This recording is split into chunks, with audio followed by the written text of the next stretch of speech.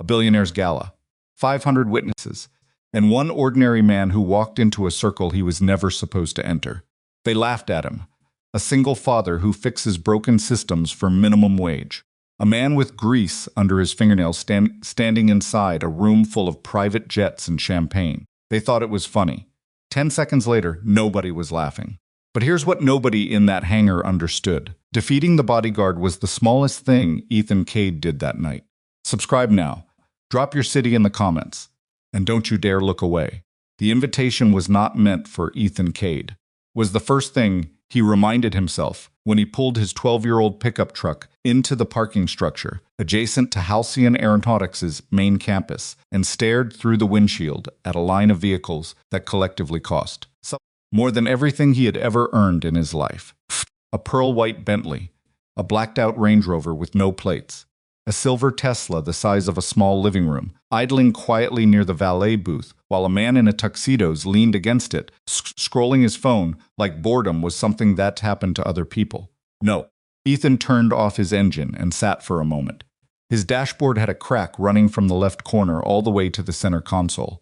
A souvenir from a winter 2 years ago when a pothole on Route 9 tried to swallow his front axle. He'd meant to fix it. He always meant to fix things. There was a list of them on the refrigerator back home. A refrigerator that made a sound like a tired old man groaning every time the compressor kicked on. He checked his phone. One message from Nora. "Dad, you're going to a fancy party. Please do not wear the gray shirt." He looked down. He was wearing the gray shirt. He typed back. "The gray shirt is a classic. 3 dots, then I can't with you." He smiled, pocketed the phone, got out of the truck. The Halcyon launch gala was the kind of event that made the news before it even happened. Sloan Mercer had built Halcyon Aeronautics from a startup operating out of a converted warehouse in Phoenix into a billion-dollar aerospace firm in less than 8 years, and tonight she was celebrating the public unveiling of an experimental unmanned aircraft program that defense contractors and private investors had been quietly circling for months. The gala was held in Halcyon's main design hangar, a building the size of a city block, with ceilings high enough that the caterers had apparently debated whether to hang actual chandeliers or just aim very expensive lighting at the exposed steel beams from below. They had gone with both. Ethan showed his contractor badge to the security desk and signed in without making eye contact. He was there because his company, a mid-sized systems maintenance firm called Vantage Technical Services, held a service contract with Halcyon. Ethan had spent the last 6 weeks cycling through their secondary server room on Tuesday and Thursday afternoons, running diagnostics, updating firmware, documenting equipment status in reports that went into a shared drive and were presumably reviewed by someone who understood them. What? He had begun to doubt that last part about 3 weeks ago, because 3 weeks ago, Ethan had noticed something. It started small, a timestamp that didn't align. A camera on sublevel 2 whose access log showed it had been viewed remotely at 3:17 in the morning on a Tuesday, again at 4:02, a third time, and on that third access, 47 seconds of footage had simply disappeared, corrupted, not overwritten with a system error, just gone, as if someone had reached into the recording and carefully cut a piece out. He'd flagged it in his weekly report. Nobody responded. The following week, he found something worse. A set of security credentials, a specific access profile assigned to a mid-level logistics manager named Warren Pratt had been duplicated, transferred, not reassigned, duplicated, so that the original profile remained fully active while an identical copy existed with a slightly different internal identifier that the automated monitoring system wasn't configured to catch unless you were looking specifically at the credential. Architecture layer, which almost nobody was, because that level of audit required manual review that Ethan had been quietly doing for months because it was the kind of thing that bothered him, the way a loose floorboard bothered a carpenter. He filed a second report. This one also disappeared. Into silence. Into the drive, tagged, time-stamped, properly formatted, and then simply never acknowledged, was when Ethan decided he needed to talk to someone directly. The problem was that his service contract didn't give him access to Halcyon's security leadership. His point of contact was a facilities coordinator named Denise, who sent him work orders and signed off on his monthly invoices, and whose job description had approximately zero overlap with internal cybersecurity architecture. The gala invitation's technically a contractor notification to maintain presence during the event in case of technical issues was his best shot at getting near someone with actual authority. He straightened his collar, walked in. The inside of the hangar had been transformed so completely that it took Ethan a moment to process that he was standing in the same building where he usually spent his afternoons, in server room, that slight recycled air and dry erase marker. Round tables covered in white linen filled 2/3 of the floor space. A bar ran along the eastern wall, staffed by 4 bartenders working in perfect synchronization. The aircraft, a sleek, angular, unmanned vehicle, roughly the size of a small regional jet, sat on a raised display platform at the far end of the space, lit from below in a blue-white gradient that made it look like it had just landed from somewhere else. 500 people, easy. Maybe more. Ethan found a quiet position near one of the support pillars and did what he was actually good at. He watched. He had been doing that his whole life. Watching. Reading rooms. Understanding the architecture of a situation, the way other people read weather, not because he had studied it formally, but because growing up the way he had, in a house where the mood could change without warning, what watching had been survival. He spotted Sloane Mercer almost immediately. She was standing near the aircraft platform with 3 men Ethan recognized from Halcyon's company communications board members, he thought, or major investors. She wore a dark blue dress, no jewelry except a small watch on her left wrist, and she was talking with the relaxed authority of someone who had spent years learning to make expensive rooms feel manageable. She was 30 years old and had already built something that most people twice her age would never come close to. Ethan did not find that intimidating exactly. He found it interesting in the way that a particularly well-built system was interesting, worth understanding, for its own sake. He also noticed the man standing 8 feet behind her. Tall, still. The kind of still that was a choice rather than a default. Short dark hair. A jacket that fit like it had been constructed around his specific body rather than purchased off a rack. His eyes moved in a slow, steady pattern across the room, not paranoid. Not aggressive. Systematic. That was Rhett Calder. Ethan had seen his name on the internal security roster. Former special operations, private sector for the last 5 years. Halcyon's head of physical security operations. Ethan had approximately zero interest in going anywhere near him. He was not there for drama. He was there to find someone who would listen to him about a serious problem. He spent 40 minutes trying. The facilities director was deep in a conversation with a cluster of investors and never made eye contact. Halcyon's head of IT operations, a man Ethan had exchanged maybe 12 words with across 6 weeks of working in the same building, listened to Ethan's 3-sentence explanation, nodded slowly, said I'll make sure the right people see your report, and then turned back to his drink. Ethan stood there for a moment. Then he went and got a glass of water from the bar and found another pillar to stand near. Was when Dorian Vale made his entrance. Halcyon's chief operating officer was not a large man.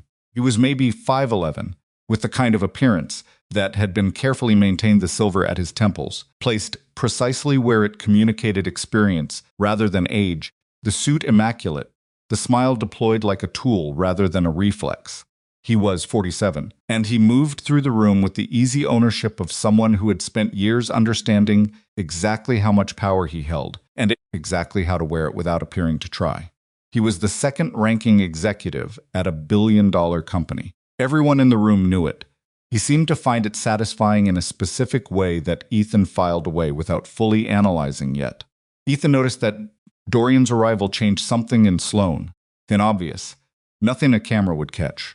But she stood a degree differently when he entered her orbit, not threatened. Exactly. Something more like careful. The way you stood near something you trusted in principle, but had learned to double-check in practice. Ethan understood that dynamic too. He was weighing his options, debating whether to try approaching Sloane directly, which felt presumptuous. Given that he was a contract technician in a gray shirt, among 500 people in formal wear when Dorian Vale found him. Or rather found him useful. It started because a board director named Harrison laughed a little too loudly at something. And Dorian, who was built for moments like this, smoothly redirected the energy of the immediate circle by sweeping his gaze across the nearby crowd as if looking for raw material, and it landed on Ethan. "Who are you?" Dorian asked, not unkindly. The not unkindly was the worst part. "Ethan Cade, Vantage Technical. I'm on the service contract for your secondary systems." "A contractor." Dorian let the word breathe for a moment. "Fantastic. And what brings a contractor to the gala, Ethan?" "Technical presence requirement." "In the contract." "Of course." Dorian smiled at Harrison. "We have one of our server people here. Keeps things running. Very important." The way he said very important made it mean the opposite. A woman nearby laughed politely. Harrison raised his glass slightly, acknowledging Dorian's performance. Ethan didn't react. He had grown up with men like Dorian Vale men, who used other people's ordinariness as entertainment, in rooms where the other person couldn't easily walk away. He had learned a long time ago that reacting was giving them exactly what they wanted. "I actually needed to flag something to someone in leadership tonight," Ethan said. His voice was level. "Your security architecture has some issues worth addressing before he fixes servers," Dorian said to Harrison, turning away from Ethan mid-sentence. "And he has opinions about security architecture." "That's wonderful. Where did you study, Ethan?" "I didn't go to college." Dorian made a small sound of sympathetic surprise. "That's admirable, actually. The technical trades, very important. Do you have family?" "I have a daughter." "Single father?" Ethan paused. He didn't know how Dorian knew that, or whether it was a guess. "Yes, single father. Contract worker. Raising a kid on a service technician's salary." Dorian placed a hand briefly on Ethan's shoulder, a gesture that communicated warmth while establishing hierarchy with perfect precision. "Is genuinely hard. Harrison, I think there's something noble about a man who shows up every day to fix other people's problems." He glanced at Ethan with cheerful curiosity. "What do they pay you? Hourly rate? 40 some dollars an hour?" Sloane Mercer's voice cut across from 6 feet away. She had moved without Ethan noticing. Dorian's turned. The smile didn't change. "Sloane, I was just meeting one of our Vantage contractors. Ethan here was telling me about some server concerns." "I heard." Her eyes moved to Ethan for exactly 1 second. "Thank you for being here tonight, Mr. Cade." Then she turned to a director who had appeared at her elbow with a question, and the moment closed. Ethan stood there. He had been thanked for existing and dismissed in the same breath by a woman who didn't know his name 60 seconds ago, and wouldn't remember it in another 60. Dorian drifted away without looking back. 30 minutes later, Sloane Mercer stepped onto a raised platform near the aircraft and addressed the room. She spoke without notes and without the performance of someone who had rehearsed. She talked about what Halcyon was building and why it mattered and what they intended to do next. And she was good at it, genuinely good, not politician. Good, but good in the way of someone who actually believed what they were saying. Then she smiled and announced the challenge. "Rhett Calder has worked in special operations environments for 14 years, she said. "He is, without qualification, the most capable person in this room in a physical confrontation. I want to prove it." She paused for effect. "If anyone here can remain standing against Rhett for 10 seconds, just 10 seconds, we will donate $300,000 to a cause of their choosing. Cash. Tonight." The room erupted. 3 men volunteered. They were all confident. 2 of them were clearly athletic, and one looked like he had spent a decade in a gym preparing for exactly this kind of moment. All 3 were on the floor in under 7 seconds. Rhett was not cruel about it. He was simply complete the way certain people are complete in their specific domain, with no wasted movement, no gap between intention and execution. The first man telegraphed a grab, and Rhett redirected it into a controlled takedown. The second came in low and ended up face down with one arm extended at a precise and uncomfortable angle. The third got closer than the first 2 and lasted almost 5 seconds before Rhett solved him with something that looked simple and wasn't. The room loved it. Applause. Laughter. The comfortable thrill of watching someone else be defeated. Ethan was not watching the fights. He was watching Dorian Vale's phone. Dorian had positioned himself near the eastern wall, away from the crowd pressing toward the circle. No, away from the cameras aimed at Rhett, away from most of the sight lines in the room. He was looking at his phone with an expression that had nothing to do with amusement. He typed something, waited, looked up briefly toward the server room corridor that Ethan knew led to the building's primary power infrastructure. Then he looked back down and typed again. Something is happening right now, Ethan thought. Later, not tomorrow. Right now, during the noise, during the entertainment, during the moment when everyone's eyes are pointed somewhere else. He needed to get to someone. He needed, oh, come on. Dorian's voice, bright and carrying. He had turned back to the group around him, and he was looking at Ethan. Our contractor hasn't tried yet. What about it, Ethan? $300,000. That would help with the child support, wouldn't it? He said, a ripple of laughter. Ethan felt it land. He registered every face that laughed not with anger, but with the precise, steady awareness of a man who had learned to catalog moments carefully. Dorian. This time Sloane's voice had a different quality, almost a warning. Dorian spread his hands in theatrical innocence. I'm serious. $300,000, Ethan. Think about what that means for a single father on an hourly wage. The man who reads our server logs deserves a shot, doesn't he? More laughter. Rhett, standing in the center of the circle, was watching Ethan with a stillness that was slightly different from his combat stillness, like he was genuinely curious about something. Ethan looked at Sloane. She met his eyes and she looked away. She did not say anything, was the thing that decided it. Not Dorian, not the laughter, the look away. He thought about the camera footage with 47 seconds missing, the duplicated credentials, the reports that had gone into the shared drive and been quietly swallowed. He thought about Nora texting him about his gray shirt. He thought about the way Dorian had just said child support when Ethan had said daughter, the lazy, careless cruelty of a man who grabbed whatever was available to use. And he thought about the phone, the corridor. Whatever was being set in motion right now, while everyone watched Rhett Calder be impressive. He set his water glass down on a nearby table and walked into the circle. The room went quiet in stages. First the people nearest the circle, who could see his face.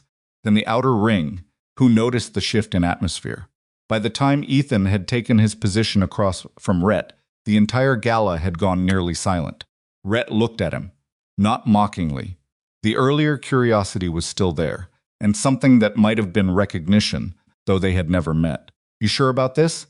Rhett asked. Quietly, so only Ethan could hear. Ethan said. Rhett actually smiled at that. One corner. Brief. Sloane announced the attempt. Dorian made a comment that got a laugh from his corner. Someone counted down. 3, 2, 1. Rhett moved. What happened in the next 10 seconds was something that various people in that afterward, depending on where they were standing and what they thought they had seen. What actually happened was this. Rhett initiated with a controlled forward pressure, not aggressive, but structured, designed to create a reaction that he could then shape into a takedown.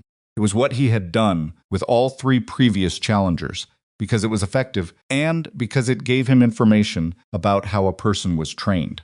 He did not get the reaction he had planned for. Ethan shifted exactly 2 inches to his left. Was the entirety of his first movement. 2 inches, perfectly timed, so that Rhett's forward pressure landed in the space where Ethan had been, rather than where Ethan was. Rhett adjusted rapidly, professionally, and tried something different. A different grip, a different angle of approach. Ethan moved again. Away. Not defensively.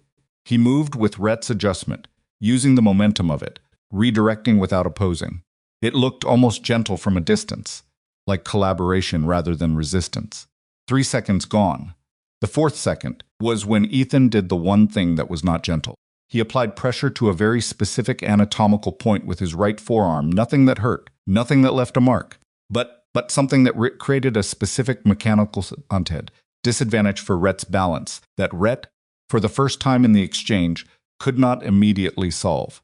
Rhett went down. Controlled safe, precisely managed. Ethan guided him there, not threw him there. Rhett's back was on the floor. Ethan's hand was placed with exact care on Rhett's left shoulder, just enough contact to communicate a position. 4 seconds. The room processed what it had seen. Then it erupted, again different this time. Louder, more confused. The sound of people who had expected one thing and received something they did not have a category for. Ethan stood up. He didn't look at Dorian. He didn't look at the crowd. He walked directly to Sloane Mercer. She was staring at him with an expression that was not quite one thing, not shock, exactly. Not calculation. Something in between. He stepped close enough that he didn't have to raise his voice above the noise. "Your security has been breached from the inside," he said. He intervened. "I've been filing reports for 3 weeks. Someone pulled the reports and duplicated a credential set on your secondary access architecture. Whatever is being planned, it is happening tonight." She opened her mouth. Every light in the hangar went out. In the darkness, someone screamed. It was brief and immediately embarrassed. The emergency lighting kicked in after about 4 seconds. Low orange strips along the floor and above the exits, enough to see shapes and shadows, not enough to read faces. Ethan turned immediately toward the server corridor. A shape moved at the far end of the emergency lighting's reach a person, moving fast and low, already almost at the corridor door. He started moving. Behind him, he could hear Sloane's voice, sharp and calm, instructing people to stay where they were. A good voice for a crisis. He noted that automatically and kept moving. He didn't reach the corridor in time. By the time he pushed through the access door, the corridor was empty. The lock on the server room's secondary access panel had a fresh scuff mark near the card reader, the kind of mark you got when someone used a credential to enter quickly in the dark. The power returned 60 seconds after it had gone out. Ethan stood in the corridor and looked at the scuff mark and understood that whoever had done this had known exactly how long they had planned for exactly this window, and they were already gone. He went back to the hangar. Rhett Calder was on his feet, speaking into an earpiece, his earlier combat's stillness replaced by a different kind of alertness, organized, directed, the posture of a man managing something. He looked at Ethan, the moment Ethan came through the door. Sloane was with 3 of her directors, phone in hand, listening to someone on the other end of a call. Dorian Vale was standing near the bar with a drink, watching the room settle, his expression concerned and alert in a way that Ethan examined carefully. The evening's assistant security coordinator, a woman Ethan had seen on the internal roster, but never spoken to, approached Sloane with a tablet. Ethan could see, from where he stood, that something on the tablet was wrong. The way Sloane's posture changed when she looked at it, the way her jaw tightened. He knew what she had just found. Someone had accessed the protected server during the blackout. He watched her look up from the tablet. He watched her eyes move across the room and land on him. And he watched the next 40 seconds with a sick, specific clarity as Dorian Vale detached from the bar and moved to Sloane's side and said something close to her ear and watched her expression process it and settle. He didn't need to hear the words. He knew what Dorian had just said. The contractor who demonstrated unusual security knowledge, who overrode our best man in under 4 seconds, who was pushing unauthorized access reports. For 3 weeks, he was already in the building. He had the technical knowledge, and everyone just watched him. Ethan stood very still on his side of the hangar. He thought about Nora. He thought about the refrigerator that groaned when the compressor kicked in. He thought about a list of things he meant to fix that kept getting longer. He thought, this is going to get worse before it gets better. Across the room, Sloane Mercer handed him to her security team with a look that said she was sorry about it. She didn't say it out loud. He thought about that later, in the long, quiet hours of the night, when it would have been easier to be only angry, and he found that he couldn't quite get there. She had looked sorry, it didn't help. But he filed it away anyway. Outside the hangar, the city hummed along without any knowledge of what had just started. And Ethan Cade sat in a folding chair in a small security office, with his hands on his knees, waiting for what came next, while the evidence of something he hadn't done moved quietly through a system he'd spent 6 weeks trying to protect now, pointed like a finger directly at him. The folding chair was the kind that left marks on the back of your thighs after 20 minutes. Ethan had been sitting in it for close to 2 hours. The security office was small, barely larger than a generous closet with a metal desk, a monitor showing 4 different camera feeds, and a smell that was part recycled air, part stale coffee, part the particular tension of a room where uncomfortable conversations happened regularly. A halcyon security officer named Briggs had taken Ethan's contractor badge and his phone and set both on the desk with the careful neutrality of someone following a protocol they hadn't written and weren't entirely comfortable with. "Someone will be with you shortly," Briggs had said. Was 100 minutes ago. Ethan sat. He had nothing to do except think, which was either the best or worst possible circumstance, depending on the quality of what you were thinking about. Tonight it was the latter. He kept running back through the sequence, the camera footage, the credentials, the reports, the blackout, the server access, arranging the pieces, the way he arranged a system diagnostic, looking for the shape underneath the surface data. He knew what had happened. The problem was that, from the outside, from the perspective of 500 witnesses and a security team working with incomplete information, what had happened looked like something else entirely. The door opened. Not Sloan. A man Ethan didn't recognize, mid-40s, dark suit, the kind of posture that came from years of being the person in the room who asked the questions rather than answered them. He sat down on the other side of the desk without introducing himself and opened a tablet. "Walk me through your evening," the man said. Ethan walked him through it. All of it, the reports, the credential duplication, the missing footage, why he was at the gala, what he'd observed during the blackout.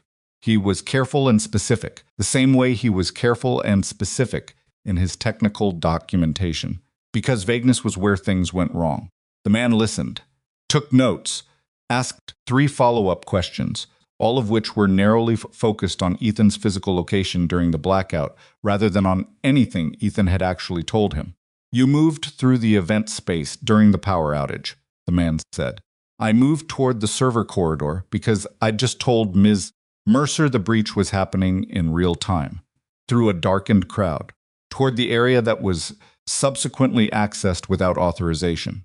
Ethan looked at him. "I didn't make it to the server room. I checked the corridor. The access panel had a fresh scuff from a card swipe. Someone had already been and gone. Your card key was active during that window. Every contractor card key was active. It was a power outage, not a lockdown." The man made a note. The note felt performative, like a gesture designed to fill a silence rather than record information. "We'll need you to remain available for follow-up," he said finally, standing. "Leave the state." He gave Ethan's phone back. He did not give back the badge. Ethan sat in the parking structure for a few minutes before starting his truck. The Bentley was gone. The Tesla was gone. The valet booth was dark. The gala had dissolved into the kind of quiet that follows an event that ended badly. All the elegant surfaces backed away. The expensive lighting killed. The building returning to what it actually was, a hangar full of machines and problems, and the particular loneliness of large, empty spaces at night. He drove home. Nora was asleep. He stood in her doorway for a moment, something he'd done since she was small not to check on her exactly, more like a reflex, the way you touched a wall switch when you entered a room even when you knew the light was already on. She had her mother's way of sleeping, one arm thrown over the edge of the mattress, completely unconscious, like sleep was a place she fully committed to. He went to the kitchen, made coffee he didn't need, stood at the counter and thought at the fentanyl and about the shape of Dorian Vale's expression when the lights came back on. He did not sleep that night. The footage appeared online at 6:14 the following morning. Ethan found it because Nora found it, which was the worst version of how that could have gone. She came into the kitchen at 7 with her phone extended toward and an expression that mixed teenage alarm with the more complicated something of a kid who had learned early that the world was sometimes unfair in ways that landed specifically on her family. "What is this?" He took the phone. The clip was 43 seconds long. It had been captured on someone's personal phone from a vantage point near the bar, the eastern wall, approximately where Dorian had been standing. The angle was interesting. It caught Ethan walking into the challenge circle, and it caught the 10 seconds, and it caught Rhett going to the floor.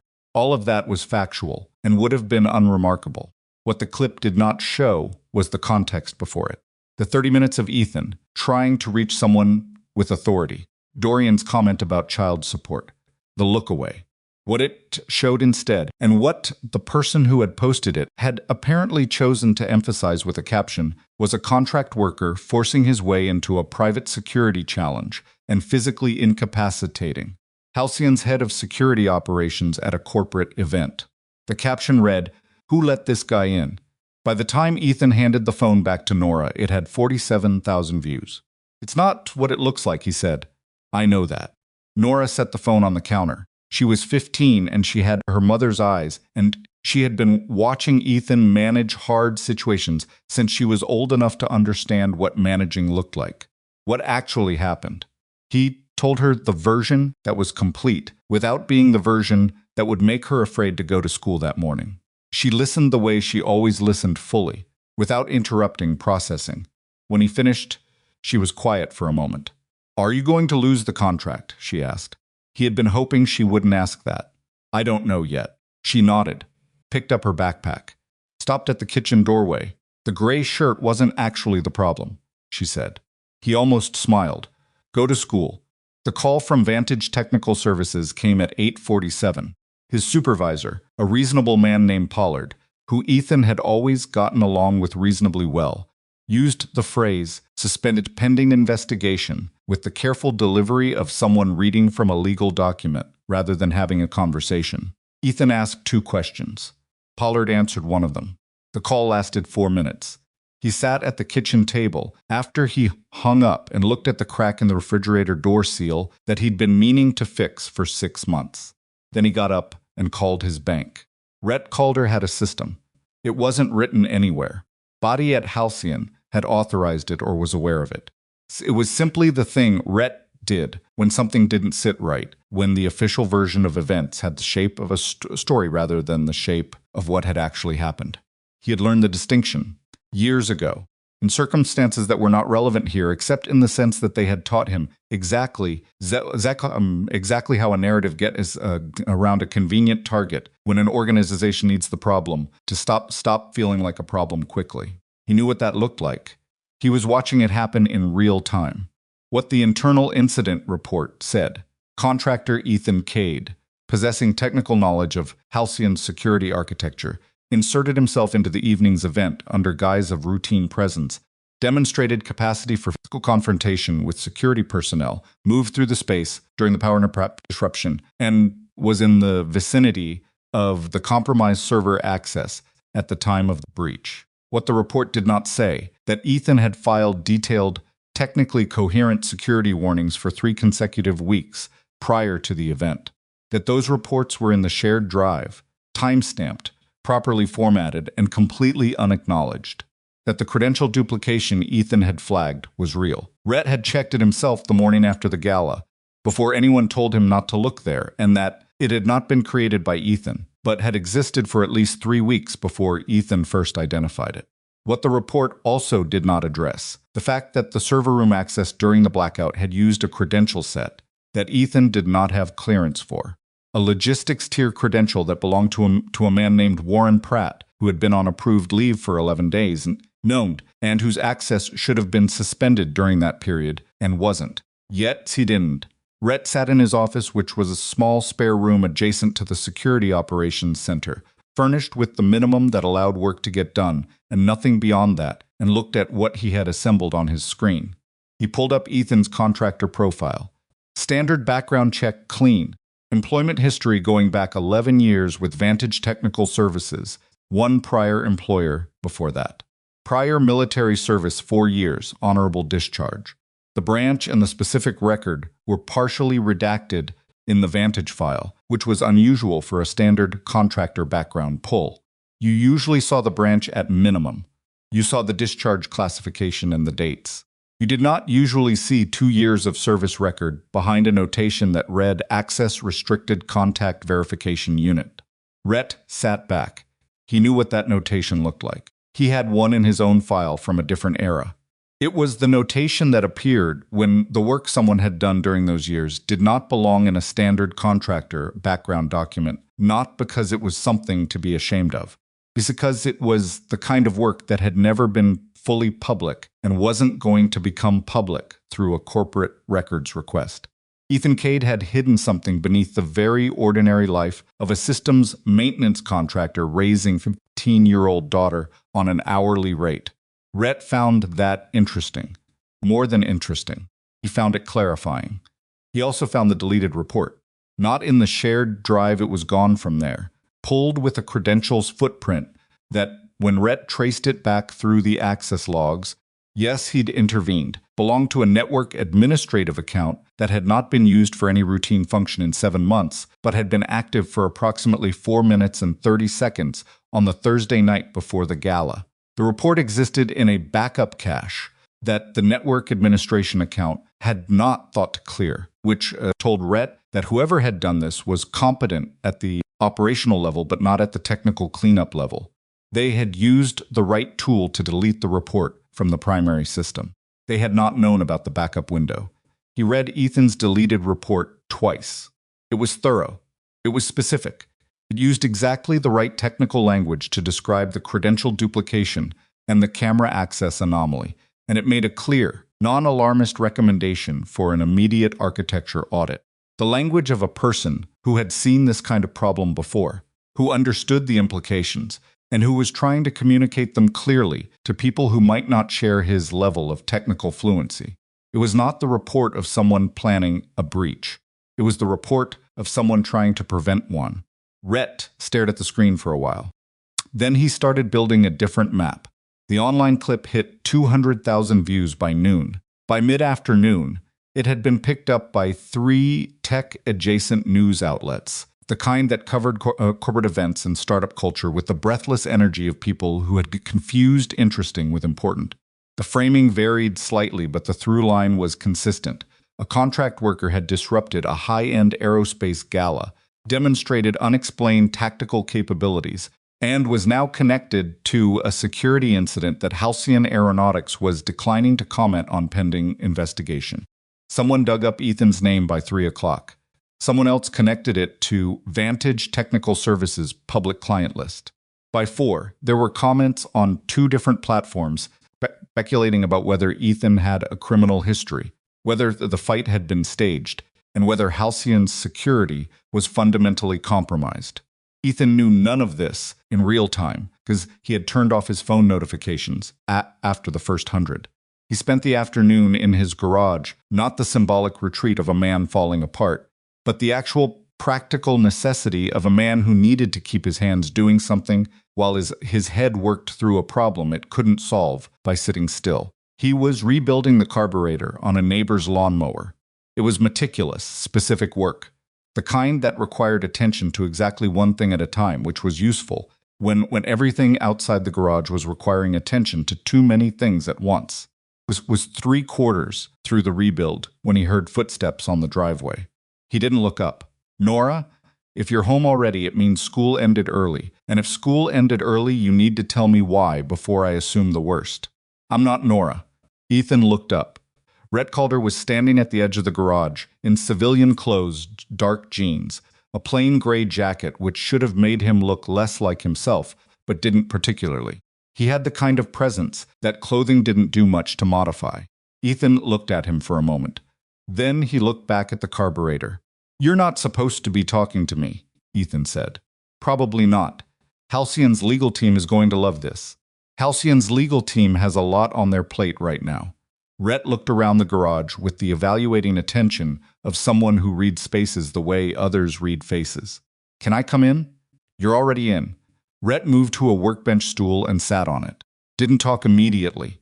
That was interesting, the comfort of someone who understood that silence was a tool rather than a gap to fill.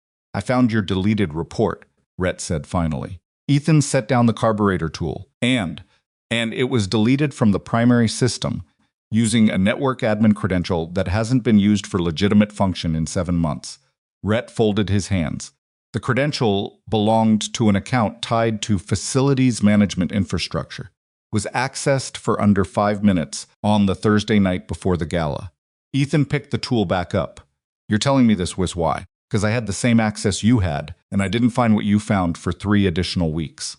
Rhett paused. "That's either because you're better at this than I am, or because you were looking specifically for something I wasn't looking for." Ethan didn't answer right away. "I was doing my job," he said. "With access to the credential architecture layer," Rhett said, "which isn't in your standard contractor scope." I checked. A pause. "I like to be thorough," Ethan said. "Your service record is partially redacted. Lots of records are partially redacted. specifically the kind of records that are redacted, because the work in question falls under a classification tier that doesn't appear on standard background checks. Rhett was watching him steadily. I've had that conversation about my own file. I know what it looks like. The carburetor rebuild was essentially complete. Ethan set down the tool and wiped his hands on a shop rag and looked at Rhett directly for the first time since he'd sat down. I'm a systems technician, Ethan said. I have a daughter. I am suspended from my job pending an investigation into something I didn't do. What specifically do you want from me? I want to know if you found anything else that's not in the report. Ethan considered that. The credential duplication wasn't isolated, he said. It was one layer. Underneath it, and I didn't include this, because I didn't have enough certainty to document it formally, the duplication pattern matched a lateral movement technique. Someone wasn't just copying credentials to use them once. They were staging access to move through the system over time, building familiarity with the architecture from inside, progressively, in a way that looked like normal operational variants to the automated monitoring. Was very still. How long, based on what I could trace? Minimum 3 months, possibly longer. 3 months, Red absorbed that, before the gala was even announced publicly. Yes, they sat with that for a moment. This isn't opportunistic, Rhett said. He wasn't asking. Ethan said, it isn't. Sloan Mercer had not slept either. She was in her office at Halcyon at 7 the next morning, which meant she had been there since 6:30, because she had learned years ago that the first person in the building set the tone for the day, and she was not willing to cede that to anyone else, regardless of how the previous night had gone or how few hours she'd spent horizontal. The board call was at 9. She knew what the agenda was going to look like before her assistant sent the calendar update, because she had been doing this long enough to read the signals, the particular sequence of messages from 3 board members in a 4-hour window. The formal language, the request for a brief preliminary discussion that was neither brief nor preliminary. They were going to ask her to demonstrate decisive action. In corporate terms, decisive action meant having a clear target and a credible commitment to protecting the organization's interests. Right now, the clearest available target was Ethan Cade. She knew that. She sat at her desk and looked at the incident report, and at Ethan's contractor file, and at the still frames from the security camera footage that showed Ethan moving through the hangar during the blackout. Sutter too teat. He'd intervened. And she thought about the moment when he had walked up to her directly and said, secure security has been breached from the inside, the directness of it, the controlled urgency, nothing performative about it. The voice of a man who understood that he was telling her something true. She also thought about what she had done 40 seconds later. Yes, indeed, when she had watched Dorian say something in her ear and watched herself process it and arrive at the decision that was safest for the organization, rather than the decision that was fairest to the person standing in front of her. Her assistant knocked and opened the door 3 inches. Legal is here, and Mr. Vale called again. Tell Legal I'll be down in 10 minutes. A pause. Tell Dorian I'm in back-to-back until noon. The assistant's expression was professionally neutral. Course. The door closed. Sloan looked at the incident report for another minute. Then she signed the document authorizing the formal restriction of Ethan's access credentials and placement of his file under active investigation status. She told herself it was temporary, a holding position while the real investigation continued. She told herself that protecting the organization at the turn was what allowed her to protect people fairly in the long term. She told herself several other things in quick succession. None of them were wrong exactly. None of them sat comfortably either. The board call lasted 90 minutes. Sloan had expected 70. The extra 20 came from questions she hadn't fully anticipated, not about Ethan specifically, but about the underlying security architecture, about how a breach of this magnitude had been possible, about what she had known and when. Last question had a specific shape to it that she recognized. It was the question you asked when you already had an answer. You were testing against what the person said. Dorian was on the call. He spoke twice, both times, briefly both times with the measured gravity of a man navigating a serious situation with appropriate professionalism. Both times he subtly reinforced the frame that had been building since the night before, that the breach, whatever its full extent, had occurred on Sloane's watch, in her systems, during her event. He never said anything she could directly challenge. He was too good at that. After the call ended, she sat in her office for a long time. Her phone showed 14 missed calls from journalists, a text from her general counsel, a calendar alert reminding her about a quarterly review that felt like it existed in a different universe, and a text from her personal phone, a number she hadn't looked at yet, that turned out to be from her college roommate, who had seen the clip online and wanted to know if Sloan was okay. Sloan typed back, working on it. She stared at the window for another minute. Then she called her IT security director and asked for a full accounting of every deleted or modified document in the shared drive going back 4 months. She kept her voice neutral and her request specific, and she did not explain why. She was starting to have questions she hadn't had the night before. The second clip appeared on the 4th day. This one was longer, almost 2 minutes, and it had clearly been assembled rather than simply captured. Someone had taken the original 43-second clip and extended it with additional footage. Ethan signing into the gala, Ethan moving through the crowd, Ethan near the server corridor entrance during the outage. The editing was not subtle. It was designed to suggest a timeline of deliberate, planned movement. It had been posted from an anonymous account. By the time Halcyon's communications team flagged it, it had been shared 11,000 times. Ethan's former employer, not Vantage, his employer before Vantage, a commercial security systems firm he'd worked for briefly before transitioning to technical services, was named in 2 comment threads as having terminated him for unspecified conduct reasons. This was not accurate. Ethan had left voluntarily when Nora was 2 years old, and childcare costs made traveling for work unsustainable. The comments stayed up, and the shares kept coming. He found out about the second clip the same way he'd found out about the first. She was at the kitchen table, this time, rather than coming in from the hallway, which meant she'd been sitting with it for a while before showing him. "This one has stuff about where you used to work," she said. He watched it. All of it. He made himself watch it without reacting, because reacting in front of Nora was not something he did when he could manage it, and he could manage it. "It's fabricated," he said. "The editing, the context. All of it. I know."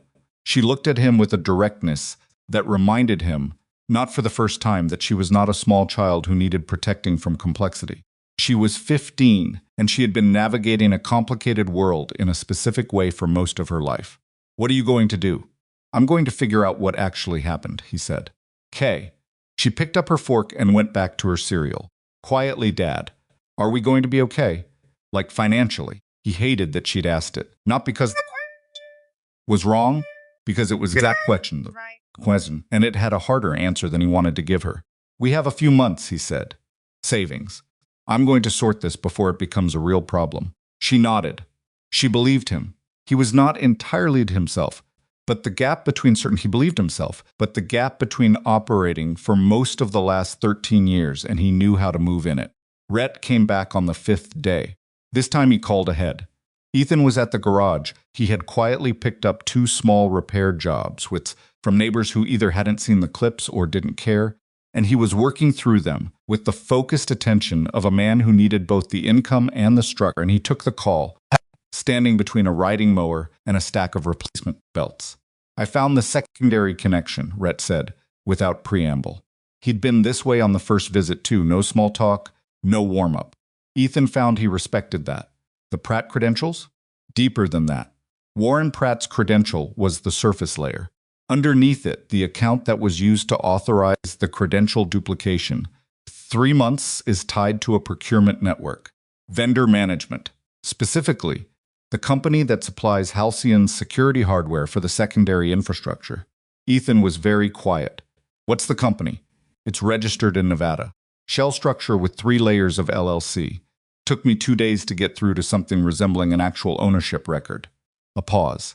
"The beneficial owner is listed as a private investment entity. The investment entity has one controlling interest." Ethan did not ask who. He already had the shape of it. "Dorian," he said.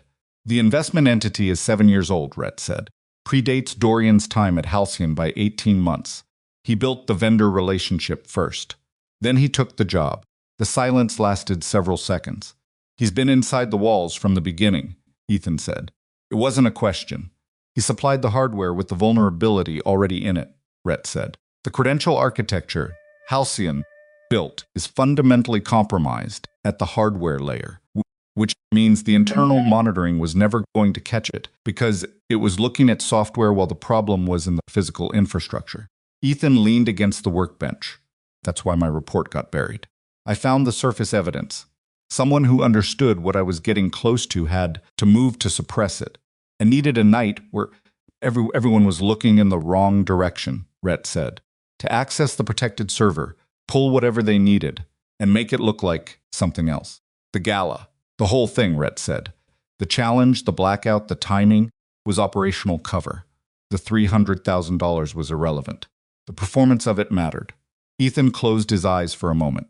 He thought about standing in the circle, about the 10 seconds, walking up to Sloan and saying, "Your security has been breached from the inside," and the lights going out like punctuation. He thought about how well the whole thing had been staged. "He needed me in the circle," Ethan said slowly. "Dorian pushed me in because having me in it gave him better cover. A contractor who overrode the security chief and then went toward the server corridor during the blackout is a much better suspect than nobody." It was adaptive, Rhett said, and there was something in his voice that was not admiration, but was the professional recognition of something that had been done well. He saw an opportunity, and he used it, which means he knew what I was capable of before the gala. Their pause. "He knew about your reports," Rhett said carefully. "He deleted them. So yes, he read them. He read them and he recognized what they were," Ethan said, "which means he understood the technical level I was working at. And he put me in the circle anyway." Yes, Ethan thought about that.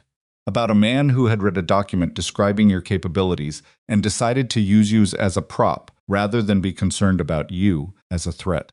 The particular contempt embedded in that decision, the certainty that the single father in the gray shirt, suspended from his contract job, publicly identified as a security threat, would be too occupied with managing the damage to come at him effectively. "He made a mistake," Ethan said. Several Red agreed, the backup cache being the biggest one. Ethan straightened up. "We need Sloan." The silence on the other end of the line had a specific texture. Rhett said, "Can you get to her without going through Dorian's information channels?" "I think so. Her personal assistant has a direct line that doesn't route through the executive communications system." A pause. "She's not going to want to hear this." "No," Ethan said. "She's going to want to hear it. What she's not going to want to do is act on it. Those are different problems, and we need to solve the first one before we worry about the second." Rhett was quiet for a moment. When he spoke again, his voice had something in it that wasn't quite humor, but was adjacent to it. "You were a technician for 6 weeks," he said. "You found something in 3 weeks that we missed for 3 months." Ethan picked up a wrench and looked at it. "I fix broken things for a living," he said. "You get good at knowing what broken looks like." He ended the call. Outside the garage, the afternoon was moving toward evening, the light going gold and flat across the driveway. Somewhere down the block, a dog was barking at something it couldn't identify. Inside the house, would be home from school in 40 minutes, and she would want to know how things were going. And he would tell her they were moving, because they were, because the alternative, telling her they weren't, was not something he was prepared to do. He went back to the mower he'd been working on. He was thinking about 3 months in a Nevada LLC and a man who had planned this carefully enough that the gap between it and discovery should have been, by any reasonable calculation, uncrossable.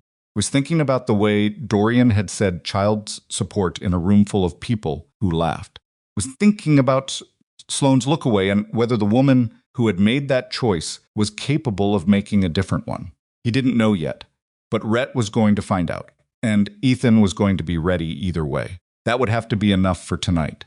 The garage had become something like a headquarters, which was not how Ethan had imagined the week going. He had 3 jobs on the workbench, now the neighbor's mower, a pressure washer with a cracked housing, and a small engine from a generator that a man 3 streets over had dropped off Tuesday morning without much explanation beyond it, stopped. The work paid modestly and kept him functional, which was about all he was asking of it. Had stopped asking daily about the finances after he showed her the savings account balance, not because the number was reassuring exactly, because she was 15 and understood the difference between a real emergency and a managed difficulty, and she had apparently decided this was the latter. He hoped she was right. Rhett called on a Wednesday, 7 days after the gala. I got to her, he said. No greeting, which Ethan had already learned, was simply how Rhett operated. Personal assistant, direct line. Sloan wants to meet, she suggested Halcyon. No, Ethan said. A brief pause. I'll tell her. The call ended. Ethan went back to the generator engine. 20 minutes later, Rhett called again. She'll come to you, he said. There was something in his voice that might have been mild surprise. You? Tomorrow morning. She asked for the address. Ethan looked around the garage. At the workbench and the oil stains on the concrete and the crack in the side wall, where a winter 2 years ago had gotten into the foundation and he hadn't found the time or money to fix it properly yet. He thought about telling Rhett to pick a coffee shop. Then he thought that maybe the garage was exactly the right place and left it. 9 o'clock, Ethan said. She arrived at 8:57 in a car that was not a Bentley or a Tesla, a dark blue sedan, late model, the kind that was expensive without announcing itself, driven a woman who was clearly security, but dressed in a way that didn't immediately read that way. Sloan got out alone. The driver stayed with the car. Ethan was at the workbench. He didn't stop what he was doing when he heard the car pull up, and he didn't go to the garage entrance to greet her. He wasn't trying to be rude. He was trying to be honest about the situation, which was that she had come to him, and that fact needed to sit between them clearly before anything else happened.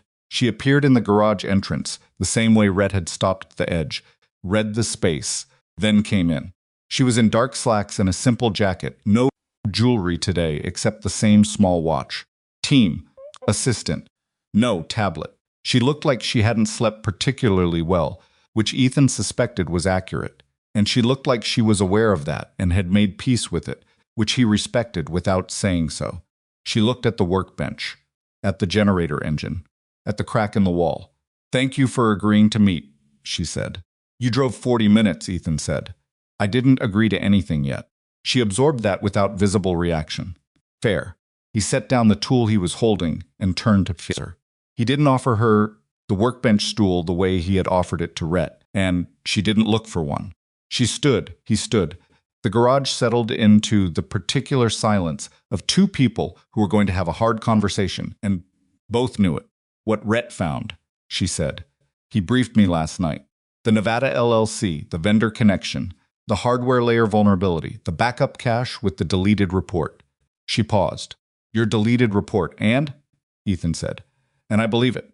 That's not the same as acting on it. No, she said. It isn't. She looked at him directly. He'd intervened. She had the kind of eyes that made it difficult to determine whether she was being transparent or performing transparency, which Ethan suspected was something she had navigated her whole professional life from the other side of. I came here to ask for your help. He let that sit for a moment. How much, he said. She blinked once. Excuse me? You're going to offer me money. How much? A short pause. 300,000. The original amount. Privately, outside the challenge structure, in exchange for your cooperation with, Ethan said.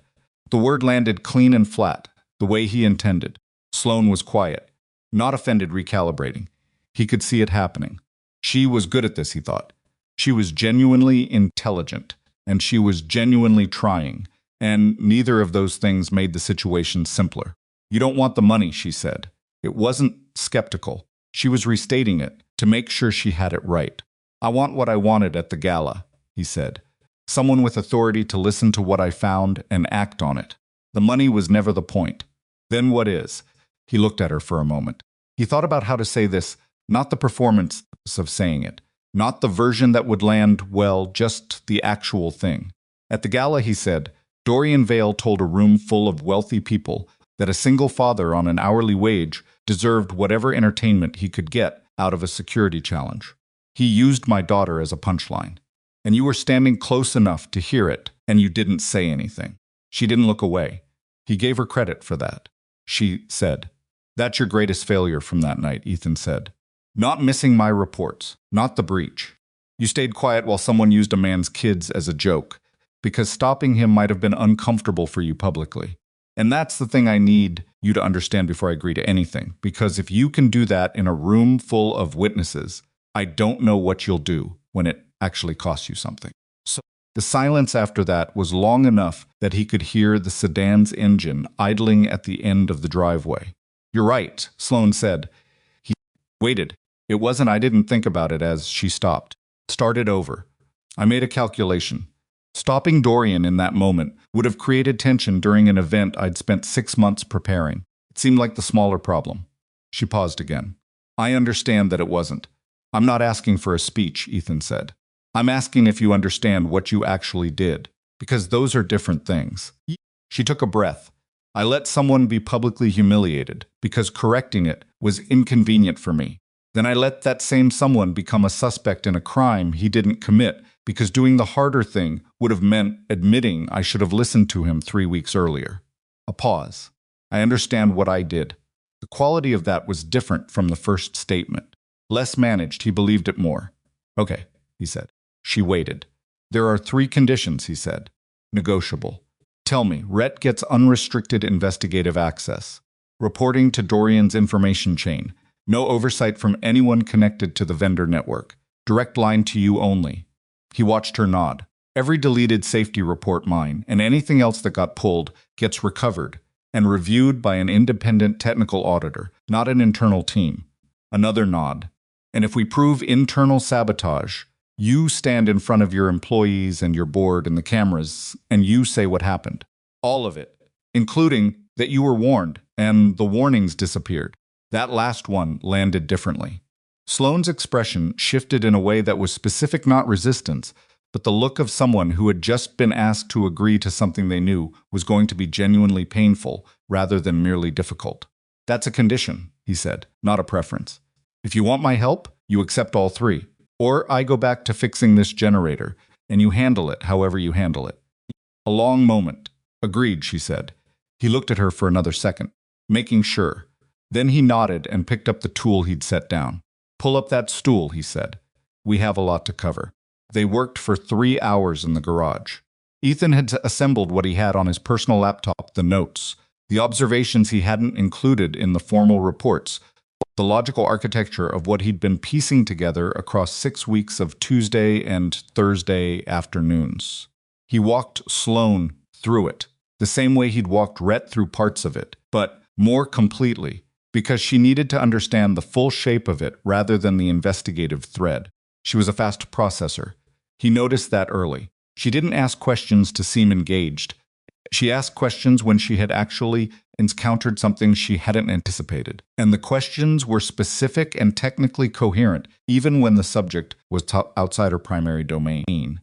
She'd built an aerospace company from a warehouse. She understood systems. She understood how the failure of one component propagated through architecture in ways that weren't immediately visible. What she hadn't understood until now was how deliberately this particular failure had been designed. 3 months before the gala, she said at one point, looking at his notes on the vendor timeline, he built Lashit's relationship with the hardware supplier before he applied for the COO position. 18 months before, Ethan said. She was quiet for a moment, which means he wasn't opportunistic. He wasn't someone who got into a position of trust and then decided to exploit it. Ethan said. He came in with the plan already built. The job at Halcyon was the final piece, not the starting point. He applied for a position at a company he intended to destroy from the inside. She said, even if the evenness was the thing, the effort of remaining analytical about something that was personally devastating. And I hired him because his credentials were excellent. They would be, Ethan said. Someone who builds a plan that long thinks about every layer. She looked at the notes for another minute. What did he actually take? She asked. From the server. During the blackout, I don't know exactly. Rhett is working on identifying the specific data pulled during that window. Ethan paused. Based on the access architecture he'd built over 3 months, he had pathways into the aircraft program specifications, the experimental systems, technical data that would be worth significant money to a competitor or a foreign defense contractor. Sloane closed her eyes for a brief moment. When she opened them, they were the same, controlled, present, but something had shifted slightly underneath. He wanted the data, she said, and he wanted me implicated in covering up safety violations, Ethan said. The data was the financial objective. Your destruction was the operational objective. With the CEO's credibility destroyed and the board in crisis, whoever moved to acquire Halcyon during the chaos would find the company significantly undervalued. And Dorian would be positioned as the steady, competent COO who held things together while the CEO was under investigation. The board already trusts him more than you right now, Ethan said. He said it without softening because she needed to hear it unfiltered. 3 of your directors have communicated with him more than with you in the last week. That because Rhett tracked the contact patterns. She absorbed that. He's been working the board, she said. For at least 2 months, Ethan said. Probably longer. Small things. Being available when you weren't. Framing problems in ways that implied your judgment was the bottleneck. He paused. He's patient. That's the thing you need to understand about him. He is genuinely, systematically patient. Sloane leaned back. She looked at the ceiling of the garage for a moment at the water stain in the corner and the single bare bulb on a hanging cord that was the main light source when the roll-up door was down. Why didn't you just leave? She said. She wasn't being rhetorical. She was asking the actual question. When they took your badge and suspended your contract and the videos went up, you could have let it go. Consulted a lawyer, made a lot of noise, eventually cleared your name. Why come back to this? Ethan thought about it for a second. Because whatever he pulled from that server could end up somewhere it shouldn't, he said. And because the people who work at your company, the technicians, the engineers, the folks in facilities, they didn't do anything wrong and they're going to be the ones who pay for it if this goes sideways. He paused. And because somebody went to real effort to make me look like the problem, and I don't leave things that way if I can help it. She nodded slowly. She looked like she was going to say something and then decided against it. He respected that too. The plan that took shape over the next 4 days was built in pieces, the way any solid structure was built, element tested before the next was added. Nothing assumed to hold weight it hadn't been checked for. Rhett had taken Sloane's authorization and moved fast. Within 48 hours, he had mapped the full extent of the credential network Dorian had built over his time at Halcyon, 23 access points across 6 separate system layers, each one placed with deliberate subtlety, them triggering automated alerts because the hardware vulnerability had been calibrated to operate just below the monitoring threshold. It was, in the specific professional sense of the word, elegant, the kind of work that took expertise and discipline, and the long patience of someone who had decided that a particular outcome was worth years of careful effort. The deleted safety reports numbered 11. Just Ethan's 11 reports over 14 months, from 4 different contractors and 1 internal engineer who had flagged anomalies in the secondary systems and received responses ranging from bureaucratic delay to polite dismissal. All 11 had been accessed and modified or pulled using the same network administrative credential trail. All 11 had the same fingerprint. The independent technical auditor Sloane brought in was a woman named Hargrove, who worked out of a firm in D.C. and had the particular manner of someone whose professional life was built entirely on not being impressed by things. She spent 6 hours with the recovered files and came back with a written assessment that was 40 pages long, in which the phrase systematic suppression appeared 7 times. Ethan read the report. He thought about the internal engineer, a woman named Tran, according to the document header, who had filed a concern 14 months ago and received a response thanking her for her diligence and informing her that the systems team had reviewed her finding and determined it was within normal operational parameters. He thought about whether Tran had pushed back or whether she'd let it go, the way you let things go when you've been told by someone above you that you were wrong, and the cost of continuing to push felt larger than the cost of accepting it. He thought about that cost, what it did to a person over time. He added it to the list of things he was going to try to fix when this was over. On the 5th day, Dorian noticed. It wasn't a single thing that tipped him, it was the accumulation of small signals that a careful man registers when the environment around him begins to change texture. Sloane had declined 2 meetings he'd requested. The facilities director, whom Dorian had cultivated carefully as a low-level information source, had stopped responding to his informal check-ins.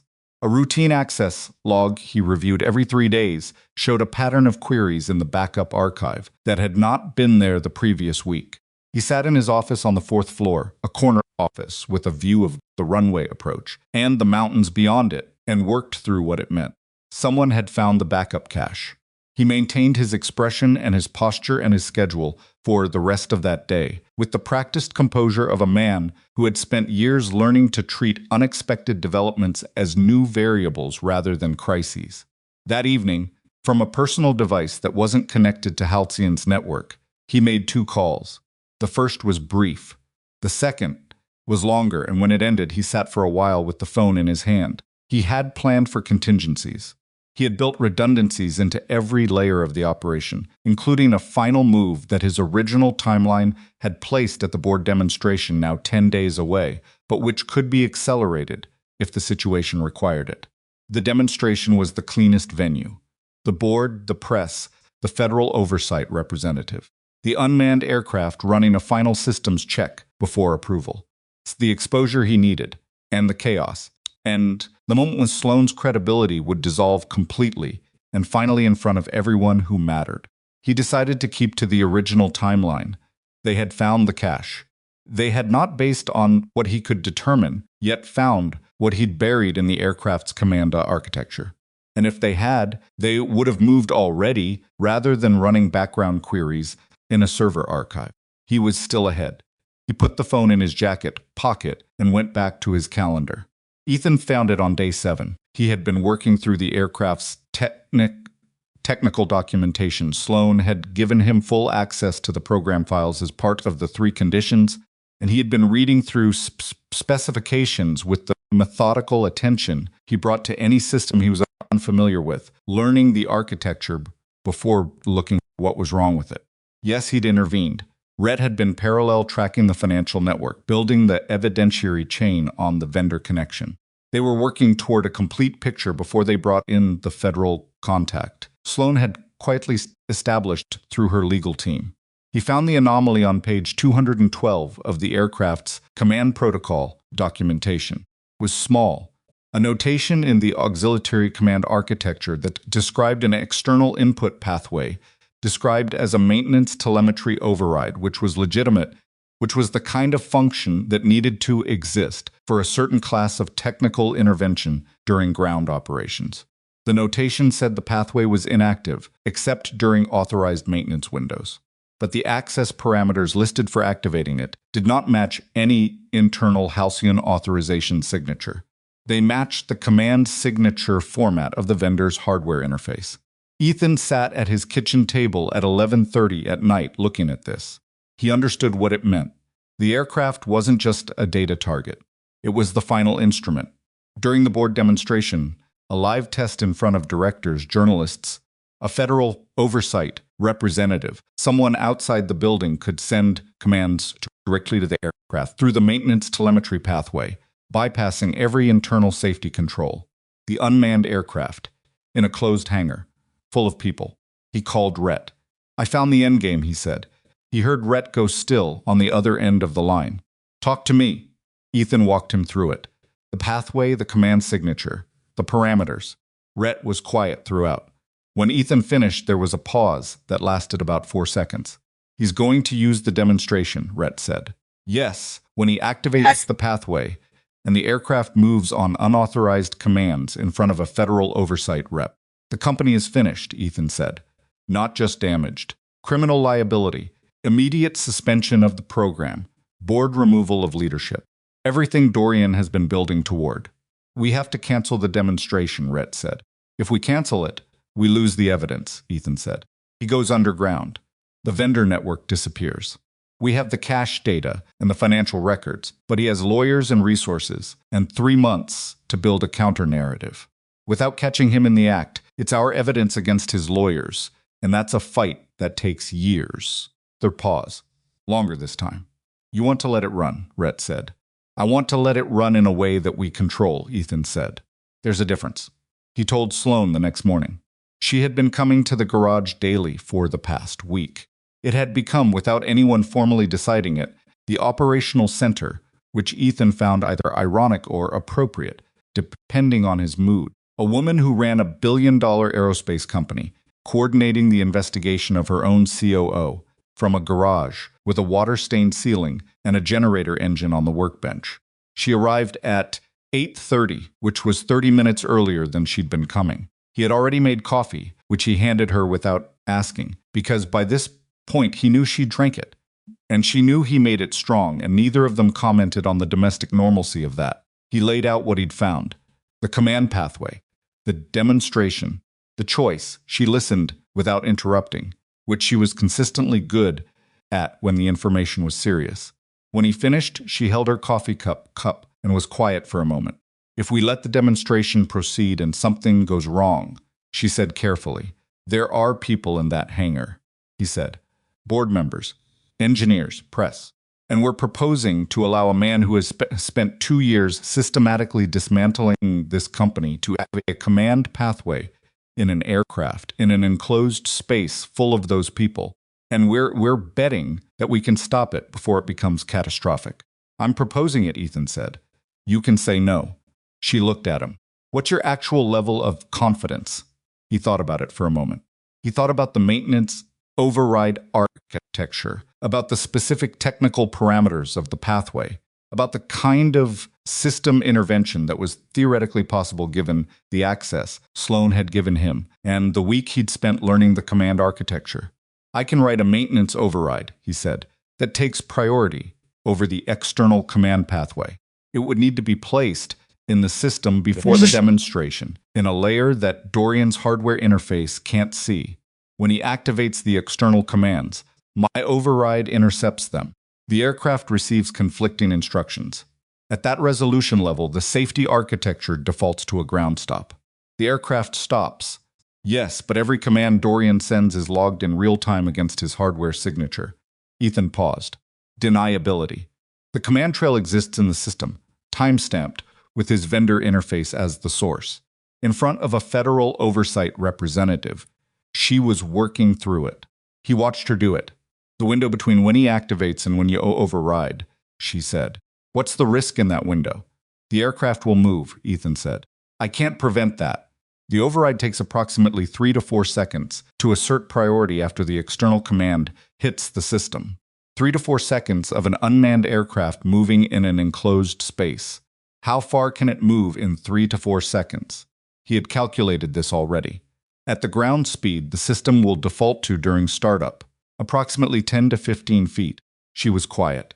I need you to tell me honestly, she said, whether this is something you can actually do or something you believe you can do, because those are different things and the difference matters.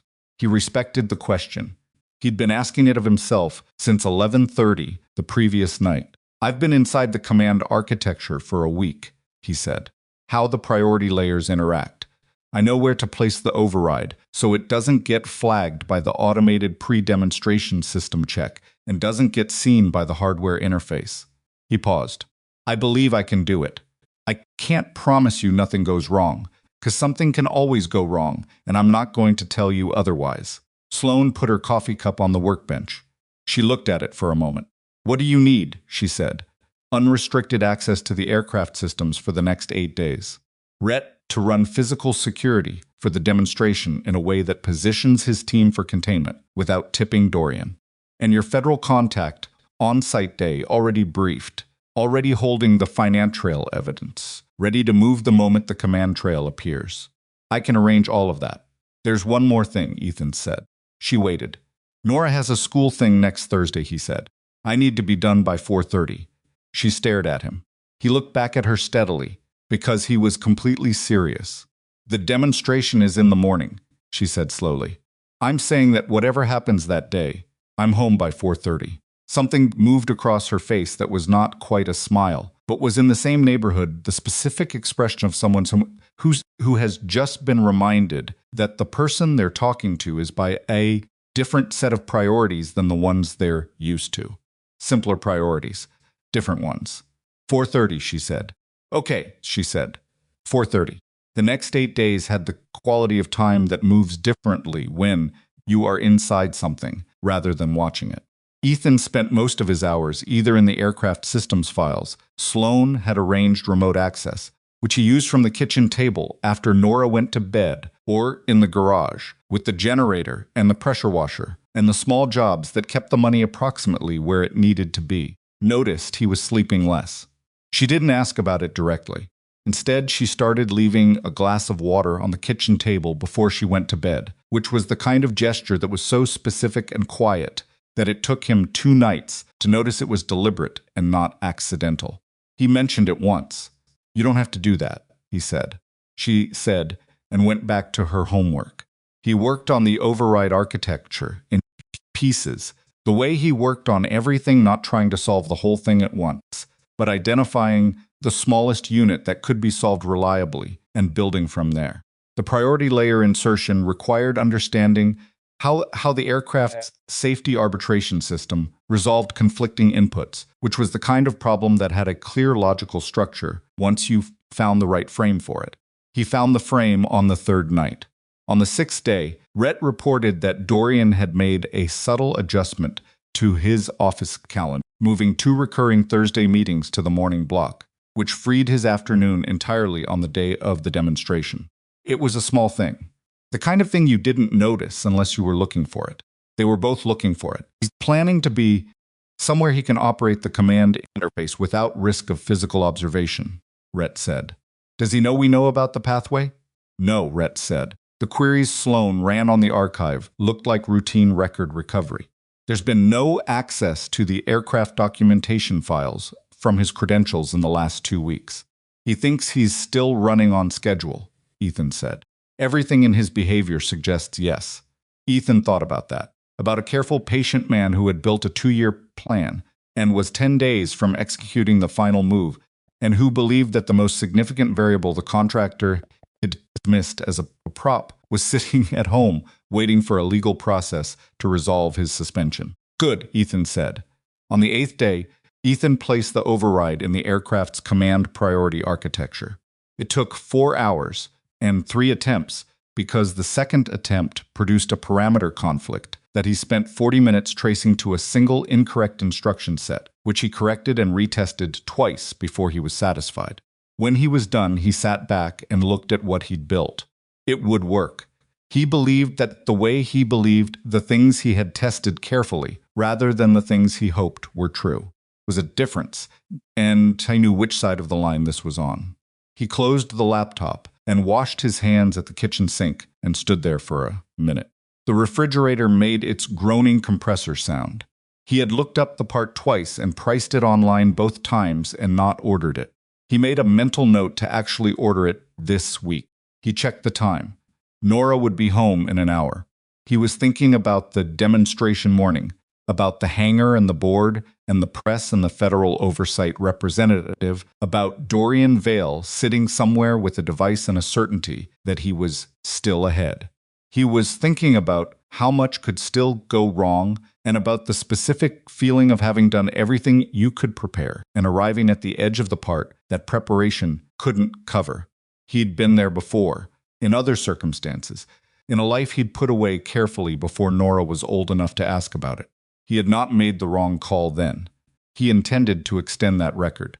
He went to the garage to clean up the workbench before she got home, because the kitchen table was going to be for homework, and because some things you held constant, regardless of whatever else was happening. And that particular thing had been constant for 13 years, and he wasn't about to change it now.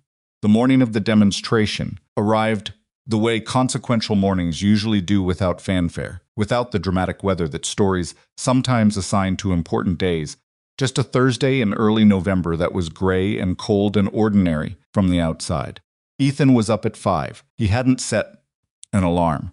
He'd been lying in the dark since 4:15 with the specific wakefulness of someone whose mind had already started running through the day's sequence before his body was ready to follow. He lay there for a while, going through it, the override placement, the priority architecture, the 3 to 4 second window, the hangar layout, Rhett's positioning plan, the federal contacts briefing. Yes, he'd intervened. He ran it the way he had run things before other difficult mornings in another part of his life, checking each piece the way you checked equipment before a deployment, not expecting to find something wrong. But doing it because the discipline of checking was the thing that kept you steady when the unexpected happened anyway. At 5, he got up, made coffee, and stood at the kitchen window. The street was dark and quiet. A neighbor's porch light was on at the end of the block, casting a small yellow circle on the wet pavement. Somewhere 2 streets over, a car started and warmed up for a few minutes and then drove away. Nora's school thing was at 5 o'clock. He had written it on the refrigerator calendar with a box around it 2 weeks ago. The box was still there, in his handwriting, slightly crooked, because he'd written it standing up, without finding a flat surface first. 4:30 he had told Sloane. He intended to be home by 4. He drank his coffee. He did not allow himself to think about what happened if the override failed. Yes, he'd intervened, at it enough over the past 8 days, that adding more of those thoughts this morning would not improve his performance and would make the next 2 hours unnecessarily heavy. He had done the preparation. The preparation was either sufficient or it wasn't, and he would know which in approximately 7. He left a note on the kitchen table for Nora. She wouldn't be up until 7:15 and he'd be gone by 6. Said leftover pasta in the fridge. Back by 4. Don't forget your permission slip. He thought about writing something else and then decided the note was right. The way it was practical, specific, the kind that communicated normalcy, because normalcy was what she needed from him this morning. He picked up his jacket and his keys and went out. The Halcyon campus at 6:15 in the morning was a different thing than it was during business hours. The parking structure had 12 cars in it, mostly belonging to early technical staff. The main entrance had one security guard who looked at Ethan's temporary access credential reinstated 4 days ago under Sloane's authorization, only for specific system areas, with the mild attention of someone doing a job rather than running an investigation. Sloane was already there. She was in the operations center adjacent to the main hangar, a room with monitors and a long work table and the particular atmosphere of a space that had been occupied for several hours by people doing focused, quiet work. Her personal assistant, a young man named Cole, who had the useful ability to be present without drawing attention, was in the corner with a laptop. Rhett was at the far end of the table with a radio and a paper diagram of the hangar layout, annotated in several colors. She looked up when Ethan came in. "Everything check out?" she asked. He sat down, ran a final verification at midnight.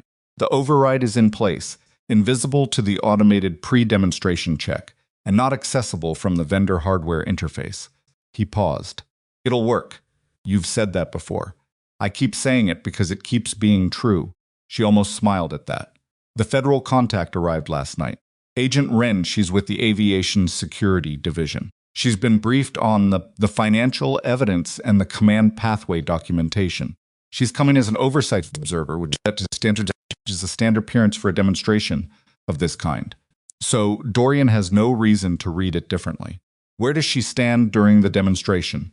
East observation area. Rhett's positioned 2 of his team within 10 feet of her. Rhett looked up from his diagram. Dorian requested to attend the demonstration 3 days ago. He's confirmed for the director's observation area. He indicated a spot on the hangar diagram. I have 4 people positioned around that section. If he tries to move during the event, we have eyes on him continuously. He won't move, Ethan said. He's not operating from inside the hangar. He needs distance between himself and the hardware interface to maintain plausible separation. He'll have someone else physically present, someone who doesn't know what they're carrying, probably, and he'll operate remotely. Rhett's expression shifted slightly. You didn't mention that before. I wasn't certain before. Ethan pulled out his laptop and turned it toward Rhett. The command pathway accepts input from the hardware interface within a specific radio frequency range. If Dorian is operating from inside the hangar, he risks the signal being traceable to his physical location in real time. For someone this careful, that's too much exposure. He pointed at a parameter on the screen. The range on the interface extends to approximately 800 meters. He'll be outside the building, somewhere he can see or be informed of the demonstration status without being physically present. Rhett looked at the parameter. 800 meters is a large perimeter. Yes, Ethan said, but he'll want a line of sight or a reliable information feed. He's been patient for 2 years. He won't execute this blind.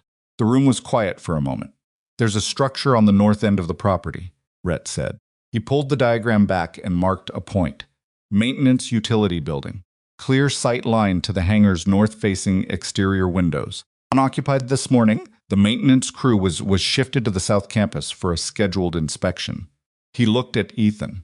I can have someone there. One person, Ethan said. Plain clothes.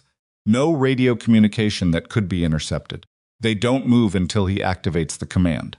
Understood. Sloane had been watching this exchange. So we're going to let him activate it, she said. Not a question, but the particular statement of someone who needs to say the thing out loud in order to fully commit to it. Ethan said, and then stop it. Yes. She nodded. Okay. She reached for her coffee, realized it was empty, looked at it, set it down. The board arrives at 8. Journalists at 8:30. Agent Wren at 8:45. She checked her watch. The demonstration is scheduled for 9. Then we have approximately 2 hours, Ethan said. He opened his laptop and went back to work. The board of directors arrived in 3 separate cars and filed into the hangar with the collective manner people who had been told this was a routine demonstration and were performing the appropriate level of routine interest while privately. Yet, he'd intervened, wondering whether the company they were involved with was going to survive the month. There were 7 of them. Ethan watched them from a position near the systems terminal, along the hangar's western wall. He had a reason to be there, a technical role he'd been given in the demonstration's official program as a systems monitor, which was accurate and had been arranged so that his presence at the terminal would not read as anomalous to anyone who didn't know the full picture. Yes, he'd intervened. Dorian had been notified of Ethan's reinstated access through official channels, which meant he knew, and Ethan had thought carefully about what Dorian would make of it. He had decided that Dorian would read it as either Sloane covering her bases by bringing back a technical resource, or as Sloane making a political gesture by reinstating the man she'd allowed to become a suspect. Either interpretation was harmless to Dorian's plan. Neither would cause him to change his timing. That was the calculation anyway. The journalists came in at 8:35, a small pool, 4 outlets, 1 camera crew. They were directed to the eastern observation area, which had a good sight line to the aircraft platform, and was flanked, without anyone announcing it, by Rhett's people. Agent Wren arrived at 8:47. She was in her late 40s, with short, gray-streaked hair and the specific quality of someone whose profession had given them an extremely high tolerance for the difference between what people said and what was actually happening. She shook Sloane's hand, exchanged 3 sentences, and moved to her position in the observation area. She glanced at Ethan, once across the hangar. He didn't acknowledge it. Neither did she. Dorian Vale arrived at 8:50, looking exactly as he always looked, contained, authoritative, the silver at his temples catching the hangar's overhead lighting in the way that seemed almost designed. He moved through the director's section with the easy warmth of someone who had been cultivating these relationships for months, which he had. He said something to Harrison that made Harrison laugh, which required a particular kind of skill, even under normal circumstances, and was almost impressive under these ones. He did not look at Ethan. That was the tell, Ethan thought. Looking was a choice. You didn't accidentally fail to look at someone in a room this size when that person had been at the center of a public incident 6 weeks ago and was now standing 60 feet from you. The not looking was deliberate. He was managing his performance. Ethan went back to the terminal. At 8:58, Rhett's voice came through the single earpiece. Ethan was wearing a plain consumer model, nothing that would read as tactical. North Utility Building. Curtain moved in the second-floor window. Someone's up there. Ethan typed a response on his phone, without looking up from the terminal screen, confirmed. Holding, Rhett said. At 9:02, Sloane stepped to the front of the observation area and addressed the room. She was in a gray suit today, and she stood the way she had stood at the gala, with the particular ease of someone who had learned to make difficult rooms feel manageable, but there was something slightly different in it today. Something more careful, like she was aware of every word before she said it, rather than letting them come naturally. She introduced the demonstration. She explained the aircraft program, what it was designed to do, what the board approval of today's test would mean for Halcyon's program timeline. She mentioned the federal oversight presence, and thanked Agent Wren by name, which caused a small, contained ripple of alertness among the directors who understood what the presence of federal oversight typically meant for a demonstration of this kind. She did not look at Ethan during any of this. He did not need her to. The technical lead, a halcyon engineer named Okafor, who had been brought into the demonstration protocol and briefed on his specific role, which was to run the standard pre-flight sequence and then step back, began the startup procedure at 9:08. The aircraft's systems came to life in stages. Running lights, navigation beacons, the low building hum of the primary power systems warming up. It was an impressive machine up close, sleek and angular, with the particular visual authority of something designed to move through the air at significant speed, which made it slightly uncomfortable to be near it on the ground in an enclosed space. The hangar was very quiet. Ethan watched his terminal screen. At 9:14, the automated pre-flight check completed. Okafor confirmed the completion and stepped back to the designated observer position. The aircraft sat on its platform, fully active, awaiting the demonstration sequence that would normally be initiated by the Halcyon command system. 9:17, Ethan's terminal screen registered an anomaly in the aircraft's own systems. In the command pathway architecture, the auxiliary layer, the maintenance telemetry override that was supposed to be inactive. A signal had arrived, structured, deliberate, formatted with the vendor hardware interface's specific signature. His hands were already on the keyboard. The signal resolved into a command packet. Ground drive activation, bearing toward the observation area. Speed, approach, minimum.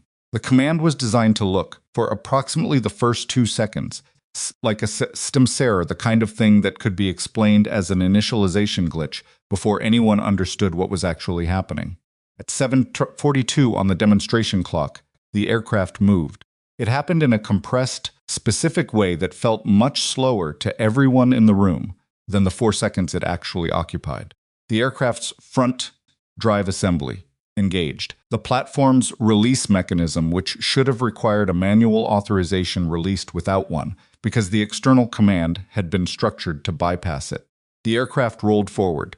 Slow, deliberate, not lurching, which was almost worse, because the controlled quality of the movement made it clear this was not a malfunction.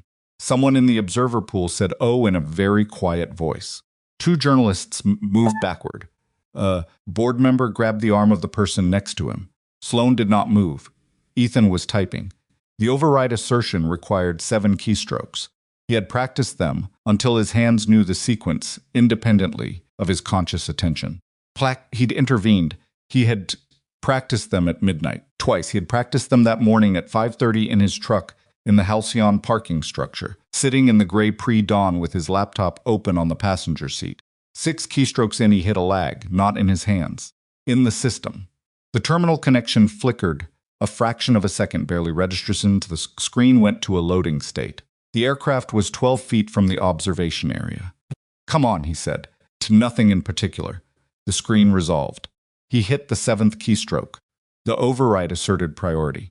The aircraft's he'd witnessed canned arbitration system received 2 conflicting instructions simultaneously: the external command to continue forward movement and the internal priority override declaring a mandatory ground stop, and resolved them the way the safety architecture was designed, to a favor of the stop. The aircraft halted, 11 feet from the terrified observers. The hum of its drive systems continued for 3 seconds before the override's secondary command powered them down. The running lights stayed on. The navigation beacons blinked their slow, steady rhythm. The sudden complete silence of the hangar the aircraft just sat there, 11 feet from where people were standing, the most expensive piece of hardware in the room. Ness Angerdis, and the dangerous thing in that it happened in this building in 3 months. Body moved for what felt like a long time, and was probably 4 seconds. Ethan heard Rhett in his earpiece. "He's trying to move." North Utility Building coming down from the 2nd floor. Ethan's hands came off the keyboard. Across the hangar, Agent Wren was already in motion. She crossed the floor with the purposeful efficiency of someone who had already decided what the next 60 seconds looked like. She reached Sloan's position and exchanged 3 words. Sloan nodded once. Agent Wren turned to the terminal station along the eastern wall, the monitoring output that Ethan's override had been logging to in real time, and looked at the screen. The command trail was there. Every instruction Dorian's hardware interface had sent, timestamped to the millisecond, with the vendor interface's signature attached to each one. The financials records Rhett had assembled the Nevada LLC, the beneficial ownership chain. The payment history had been preloaded to the adjacent monitor by Cole 20 minutes before the demonstration began. Wren looked at it all for approximately 90 seconds. Then she got on her phone. In the director's section, Harrison was the first to speak. His voice was unsteady, in a way that a man who spent his professional life being the steadiest person in the room would find mortifying later when he remembered it. Just what was that? What happened? Nobody answered him immediately. Dorian Vale was no longer in the director's section. Ethan had noted his absence the moment Rhett's voice came through the earpiece, which meant Dorian had moved from his position approximately 45 seconds after the aircraft began moving, either because he'd been monitoring a communication feed from the utility building and knew the command had been sent, or because he'd seen the aircraft stop at a distance that suggested something had intercepted his control and recognized that the window for plausible deniability was closing. Either way, he had made the wrong calculation. Rhett's team had the building's exits mapped. They had been mapped since 6:30 that morning, with people placed specifically to prevent movement toward the parking structure and the main campus gate without requiring a visible confrontation in front of the board and the press. The placement was subtle people who looked like they were going about technical and maintenance business, positioned so that every exit route from the hangar and the adjacent utility structures moved through a checkpoint. Dorian made it to the North Campus Service Road before Rhett personally stepped out of a doorway and stopped him. Ethan heard none of this directly.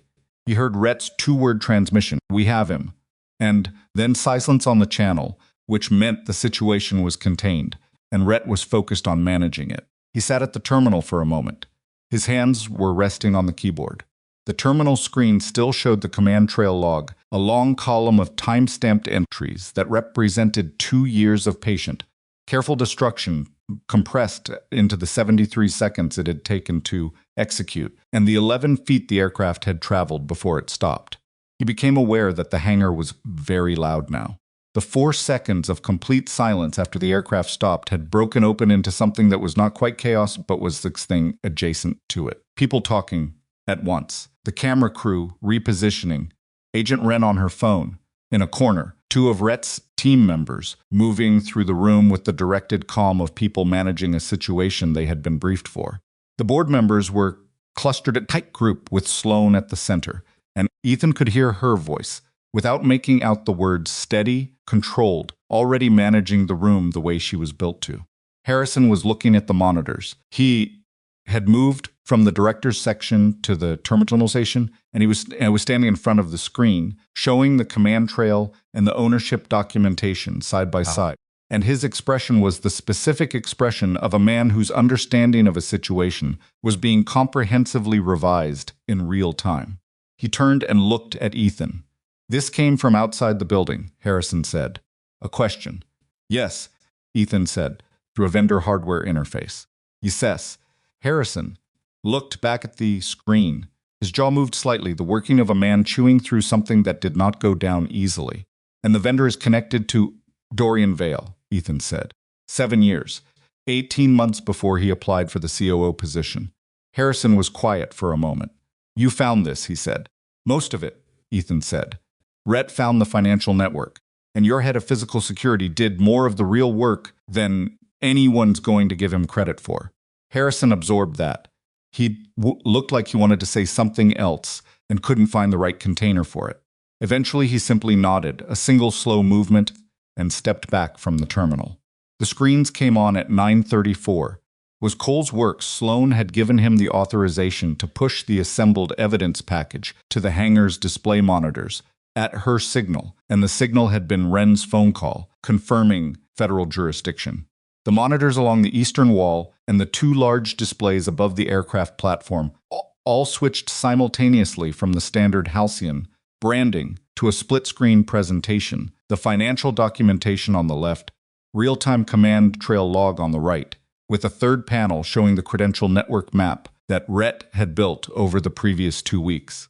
Every person in the hangar stopped what they were doing. The camera crew turned toward the monitors. A journalist had her phone up in 10 seconds, recording. Harrison moved toward the screen and stood in front of the ownership chain documentation with the focused attention of a man reading a document he intended to remember. The command trail log showed the timestamps. The ownership chain showed the Nevada LLC, the 3 layers of shell structure, the beneficial interest linking back to a private investment entity registered in the name of a numbered company whose controlling interest was Dorian Vale. The credential network map showed 23 access points, the hardware vulnerability pathway, the deleted safety reports, and the timeline 3 months, 6 months, a year. 2 years in a visual architecture that made the scale and patience of the plan visible in a single image. Sloan stood in the center of the hangar and let people look at it. She did not speak immediately. She gave it 90 seconds, long enough for the room to absorb the scope of what the screens were showing, long enough for the journalists to be thoroughly recording, long enough for Agent Wren to have finished the phone call that was bringing additional federal personnel to the campus. Then she spoke. "What you're seeing," she said, and the room came to attention with the speed of people who had been waiting for an authoritative voice to organize the last 9 minutes, is the evidence assembled by an independent investigation conducted under my authorization over the last 3 weeks. The command that activated this aircraft was sent from outside this building through a vendor hardware interface connected to a network controlled by the company's chief operating officer. She paused. Dorian Vale is currently being detained by security personnel on the North Campus Service Road. The room's sound changed. A board member's voice, urgent and low. Harrison saying something sharp. The journalists' voices rising in the controlled, urgent way of people who understood they were in the middle of something significant and were trying to do their job and take in information simultaneously. Sloan waited for it to settle slightly, then continued. "I want to say one other thing before federal personnel arrive, and this becomes a process rather than a conversation." She looked around the room, at the board, at the journalists, at the engineers and technical staff who had come in early this morning and were now standing in a hangar, watching their company's history change in real time. 3 weeks before this gala, a Vantage technical services contractor named Ethan Cade filed detailed specific warnings about a security architecture vulnerability in Halcyon's secondary systems. He filed 3 reports. All 3 were deleted from the shared drive through the same credential network you're seeing on the screen. He was not notified. His reports were not acknowledged. She looked at Ethan. He looked back at her. "On the night of the gala, he warned me directly," she said. "Before the blackout, before the server breach. He told me the compromise was happening in real time, and then the lights went out, and when they came back on, I made the decision to prioritize the organization's appearance over that man's credibility." A pause. He lost his contract job. He was publicly identified as a suspect in a crime he didn't commit. His name and his family were the subject of fabricated online content. Harrison said, quietly but audibly, "I'm not done," she said, harshly, just firmly. This investigation was possible because Ethan Cade agreed to come back and finish what he started, under conditions that I accepted and will honor. The aircraft stopped 11 feet from this observation area because he spent 8 days learning a command architecture he'd never seen before and placed an override with enough precision to intercept a remote signal in under 4 seconds. She turned back to the room. "I wanted that on record before anyone constructs a version of this morning that doesn't include it."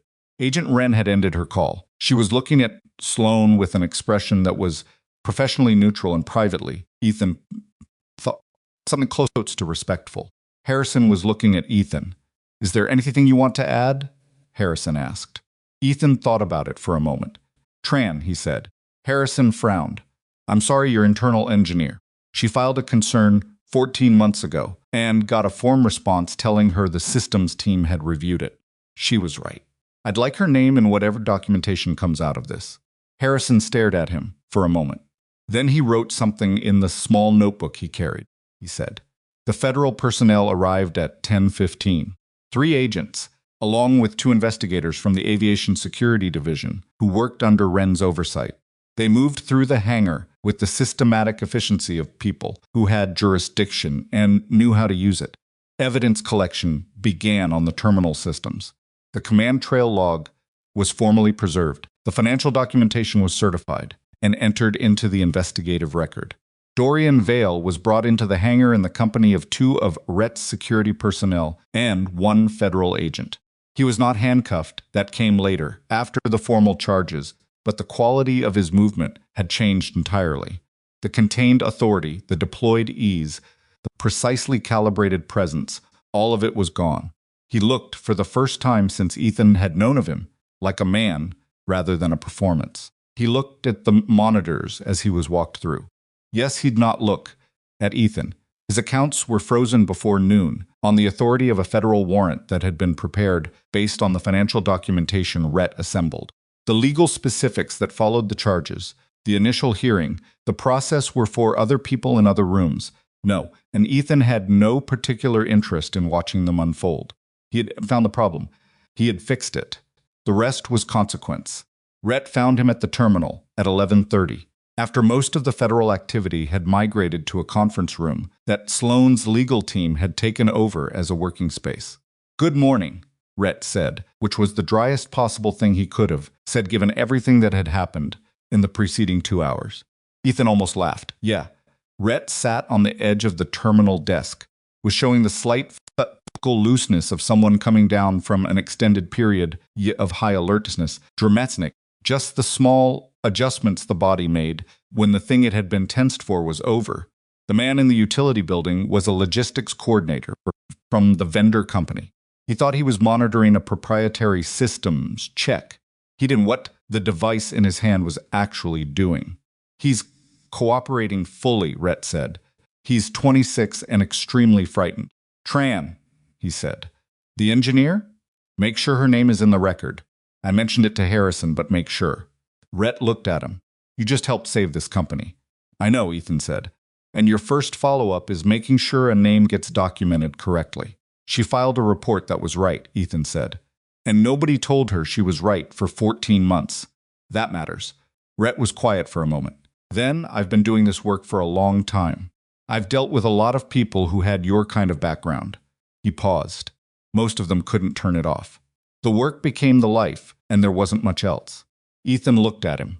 "You turned it off," Rhett said. "That's harder than it looks." Ethan considered that. He thought about a 15-year-old who left a glass of water on the kitchen table when she thought he wasn't sleeping enough. He thought about a refrigerator with a broken compressor seal and a crack in a dashboard from a pothole 2 winters ago, and a list on the refrigerator of things he meant to fix.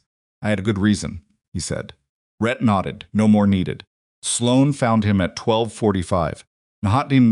The hangar had cleared significantly. The federal team was working in the conference room. The journalists had been moved to a prepared statement area.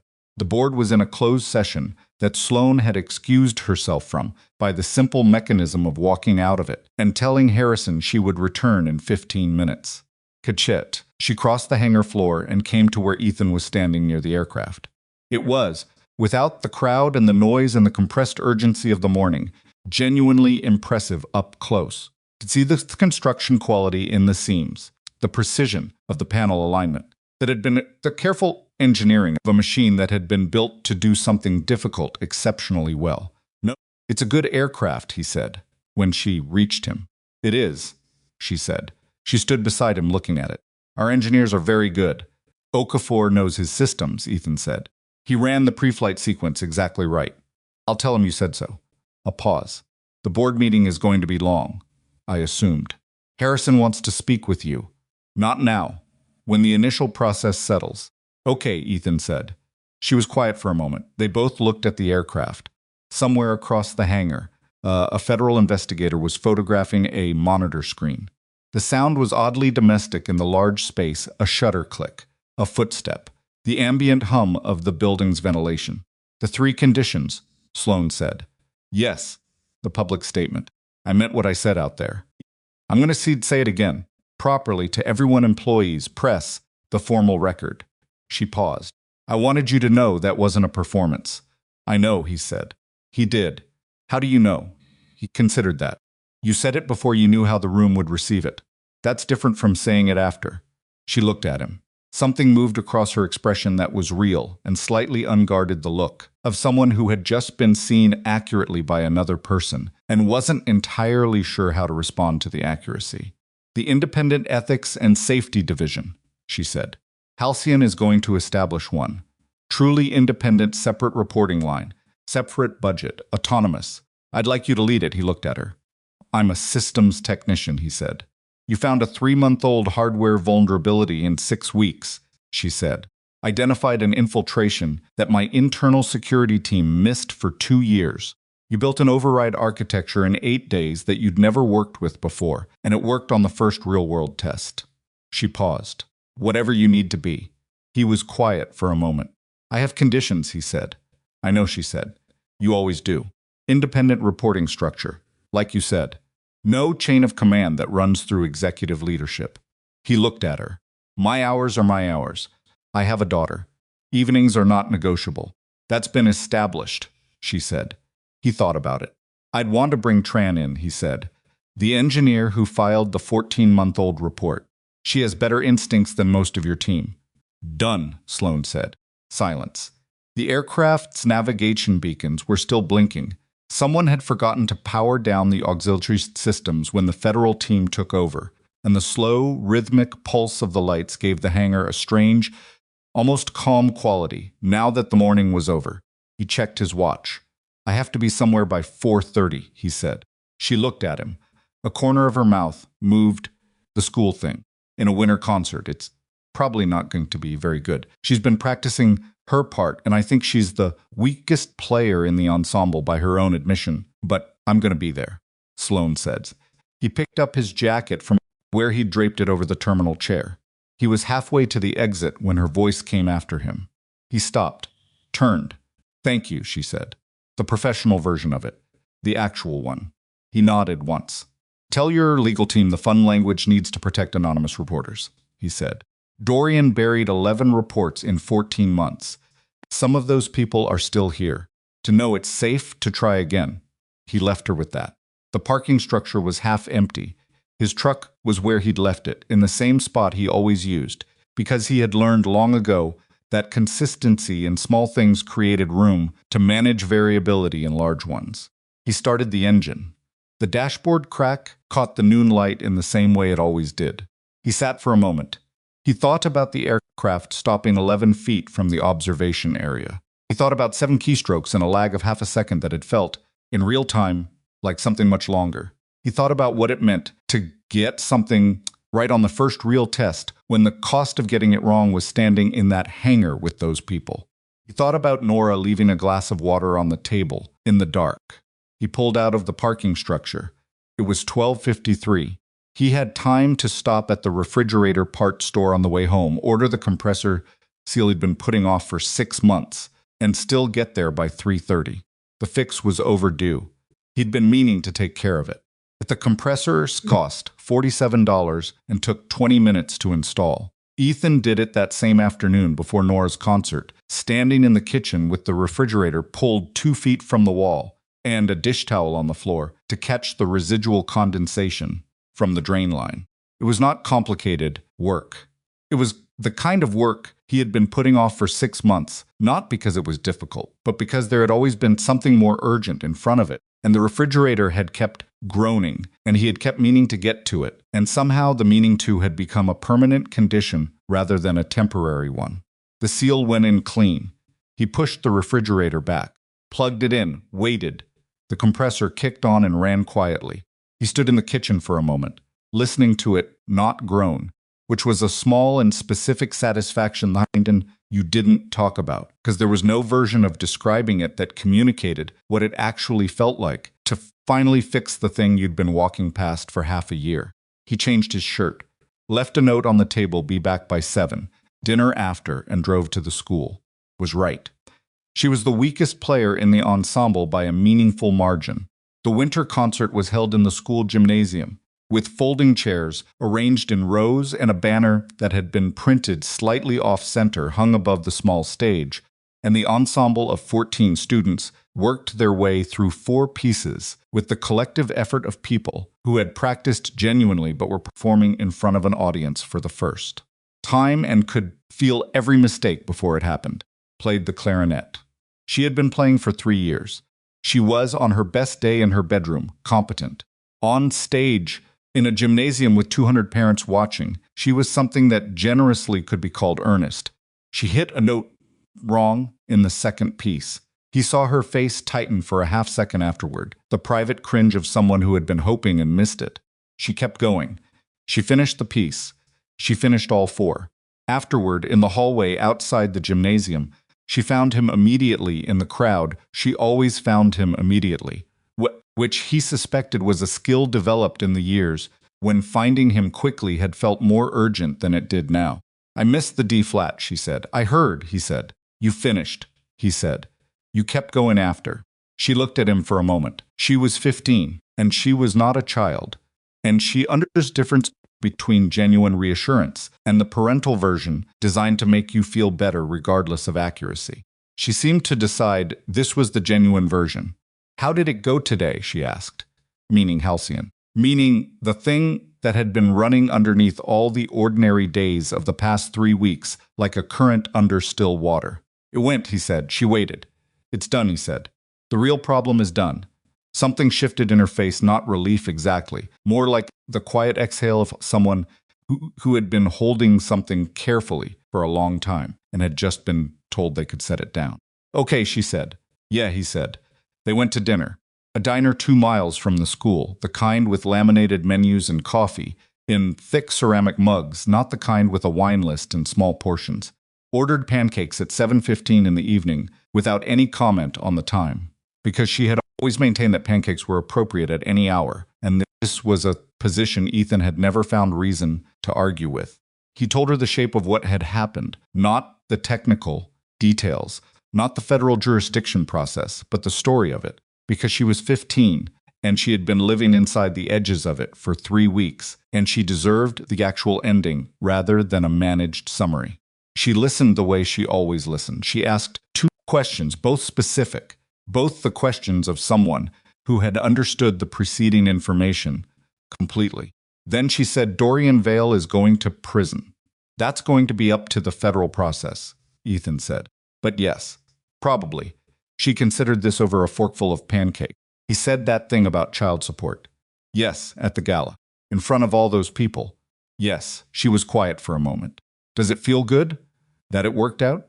He thought about that, honestly. It feels right, he said. That's different from feeling good. She looked at him. What's the difference? Feeling good is about you, he said. Feeling right is about the thing itself. Whether it's correct. He paused. I'm glad Dorian got caught because what he was doing was wrong, and people were going to get hurt by it, because he embarrassed me at a party. Nora considered this with the particular seriousness she applied to things she intended to think about later. That's very mature of you, she said. I'm 32, he said. I've had time to work on it. She smiled at that. His daughter's smile was one of the few things in his life that remained genuinely uncomplicated. They drove home through the November dark, the heater running, the radio on low. It was a Wednesday night in a medium-sized city, and the streets were ordinary and quiet, and Ethan drove the familiar route home from school the same way he had driven it 100 times before, and the refrigerator was not going to groan when they got home, and the list on the refrigerator had 1 fewer item on it. The formal process took the better part of 6 weeks. Dorian's attorneys were expensive and competent, which was expected, and the initial proceedings were complicated by jurisdictional questions involving the vendor network that crossed state lines, which was also expected. But the evidence was the evidence, the command trail log, the financial ownership chain, the backup cache, with the deleted reports, the hardware vulnerability documentation, Hargrove's 40-page independent audit, and it was the kind of evidence that did not thin under cross-examination because it had not been assembled to tell a story. It had been assembled to show what was there. The federal charges included wire, fraud, corporate sabotage, unauthorized access to protected computer systems, and securities manipulation through deceptive means. Dorian's accounts remained frozen. The vendor company was dissolved by its remaining principals within 10 days of the charges being filed. Tran, the engineer who had filed the 14-month-old report, received a formal written acknowledgement from Halcyon's board stating that her original safety concern had been valid, had been improperly suppressed, and that her professional record was to be updated to reflect that. Harrison personally delivered it, which had been Ethan's suggestion to Sloan, and Sloan's instruction to Harrison. It was not a grand gesture. It was a piece of paper.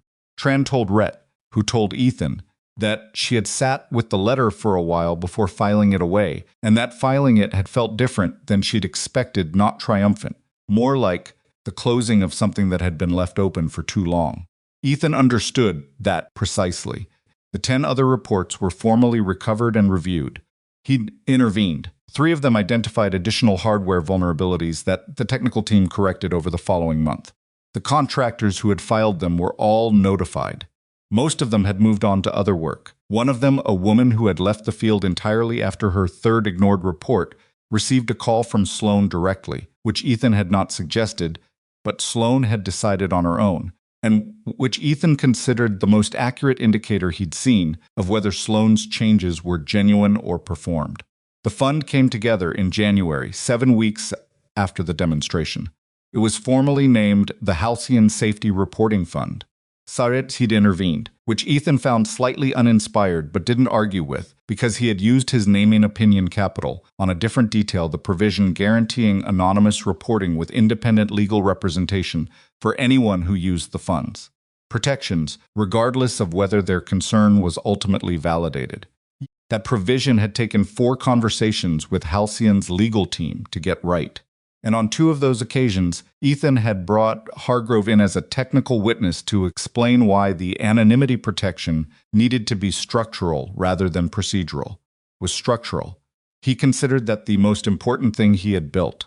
The Independent Ethics and Safety Division occupied 3 offices on Halcyon's 3rd floor, adjacent to the engineering wing. Ethan had picked the location specifically close enough to the technical teams that communication was easy, far enough from the executive floor, that the independence wasn't merely nominal.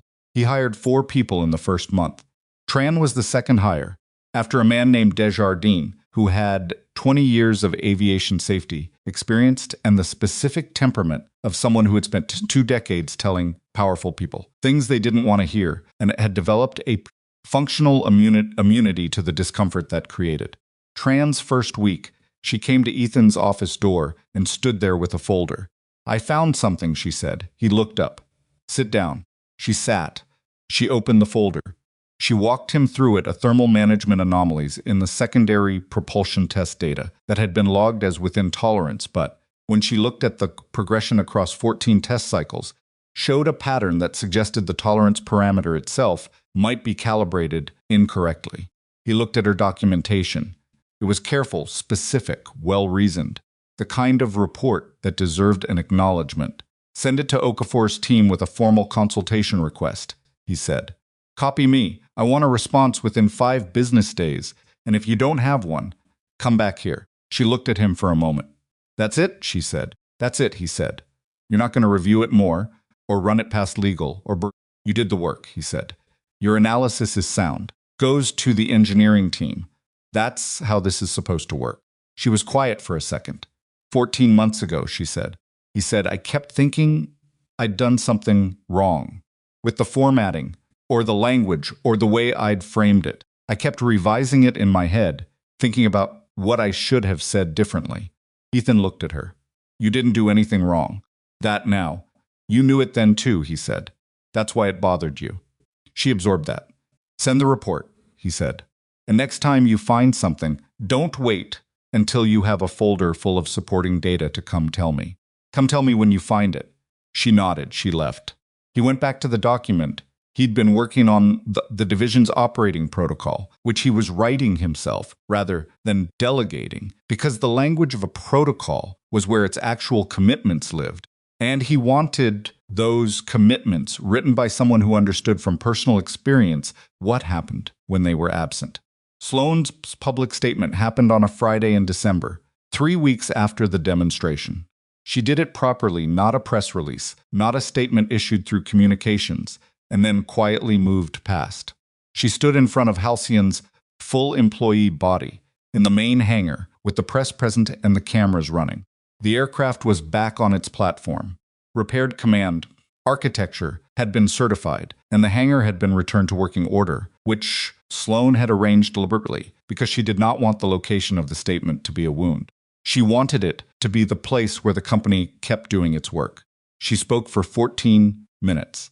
She said that Ethan Cade had warned Halcyon of a security breach 3 weeks before it occurred, that his warnings had been suppressed through the same criminal network that conducted the breach itself, and that when he warned her in person on the night of the gala, she had failed to act on that warning in the way it deserved.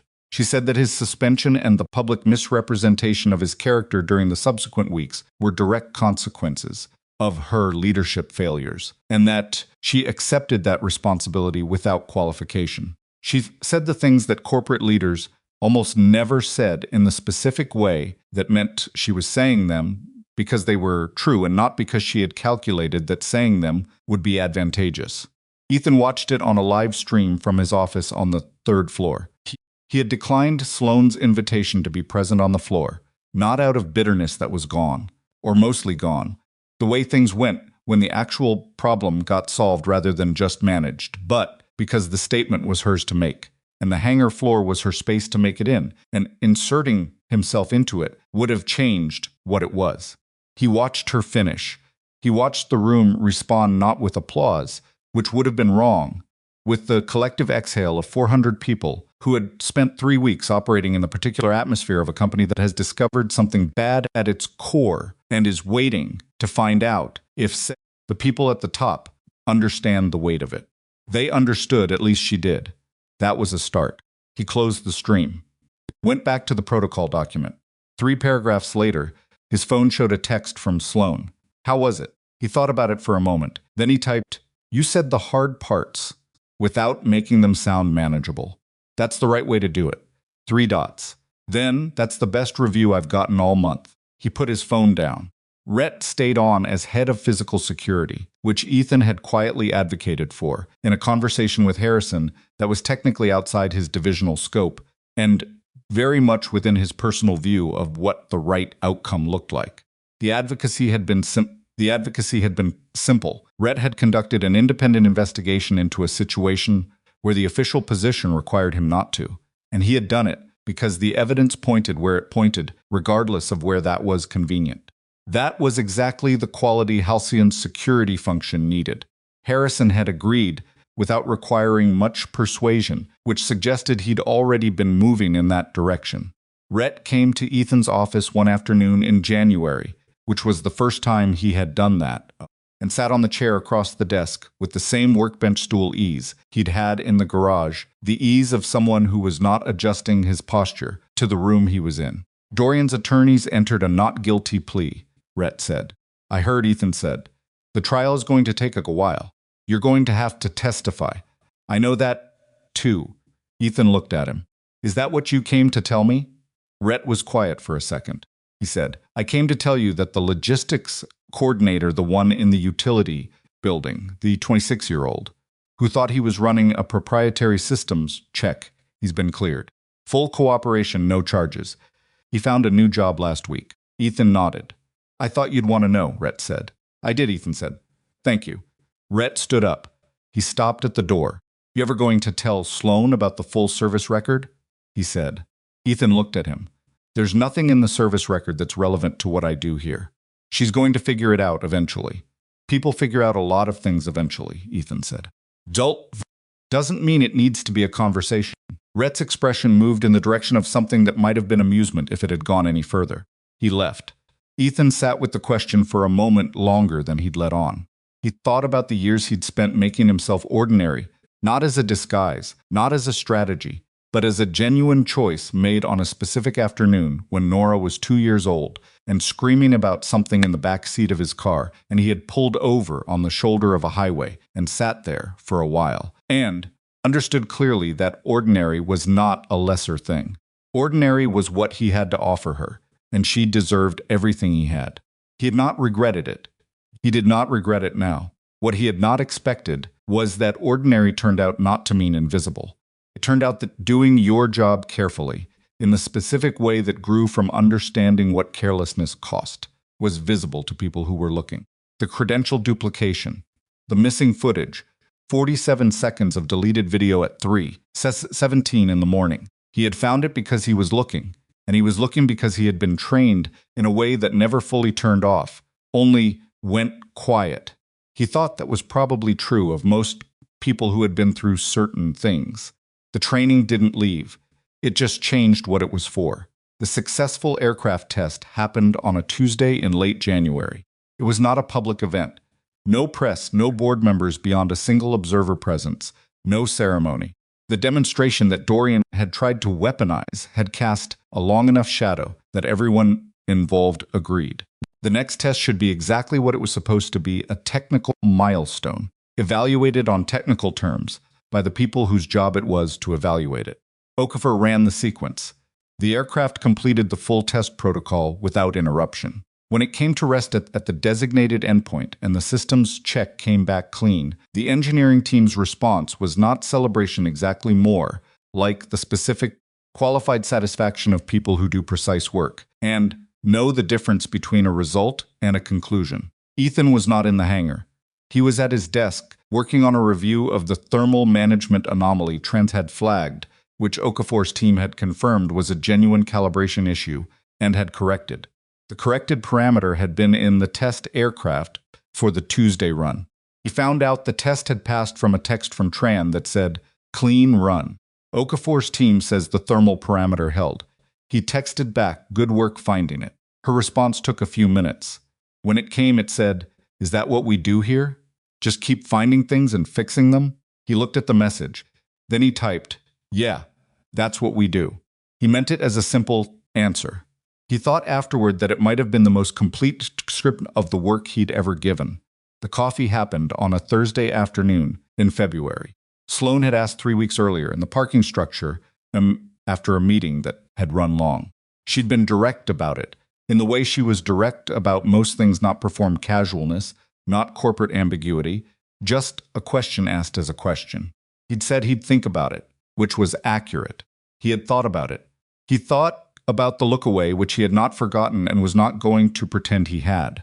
He thought about the board call and the signed document and the 47-second camera gap and everything that the look away had led to, and he thought about the woman who had stood in the main hangar and said the hard parts without making them sound manageable. People were their choices under pressure, more than their intentions under calm. He believed that. It was one of the things the years had taught him that he was fairly certain was true. Pressure had been real, and the choice had been wrong, and she had owned it, without the kind of qualification that made ownership meaningless. Know exactly what that made her. He knew it was not nothing. He had texted her, "Thursday works, not halcyon." She'd sent back a location, a place in the city he didn't know, a coffee shop on a street he rarely used. Small, apparently. A statement. Just a place.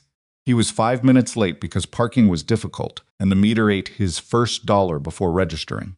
She was already there, at a corner table with 2 cups, which meant she'd ordered, without knowing what he took in his coffee, which could have been presumptuous, but turned out to be black, which was correct, which he chose not to read anything into. She looked like herself, not the gala version, not the public statement version. The version that had stood in his garage for 3 hours, looking at notes on a kitchen laptop and asking specific questions. He found he preferred that one. "You're late," she said. "Parking meter took my dollar. I would have paid for parking," he said and sat down. The coffee was good. The place was small and not quiet. There was a table of students nearby doing something complicated with a shared laptop and a disagreement about it, but the noise was the right kind. The kind that gave a conversation room to be itself without being overheard. They talked for an hour and 20 minutes. Not about Halcyon, mostly. About Dorian, or the trial, or the fund, or the division, or any of the machinery of the preceding 4 months. She asked about Nora's concert. She had remembered the concert, which he noticed, and he told her about the missed D-flat and the pancakes at 7:15, and she laughed at that. A real laugh. The kind that came out before the decision to laugh. Yes, he asked about what she'd wanted to build when she started. Halcyon, not what the company had become, but what she'd been trying to make in the converted warehouse in Phoenix, when it was just a concept and a handful of engineers who believed her. She talked about that for a while. Unguardedly, in the way people talked about the version of a thing that existed before it had to survive contact with the world. He listened. He listened when something was actually interesting. She asked what he'd wanted, before Vantage Technical, before the ordinary life. He thought about that. I wanted to be useful, he said, a way that was real, not useful on paper. He paused. I think I mostly got there. It just looked different than I expected. Single father and garage mechanic, she said, not mockingly. Systems technician, he said. The garage is freelance. She smiled at him over her cup. They did not resolve anything in that hour and 20 minutes.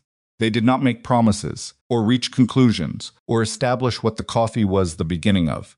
They were both old enough to know that those things happened in their own time, and forcing them was the surest way to make them wrong. What they did was talk like two people who had seen each other in difficult circumstances and were discovering there was something on the other side of that worth being curious about. He paid for the coffee.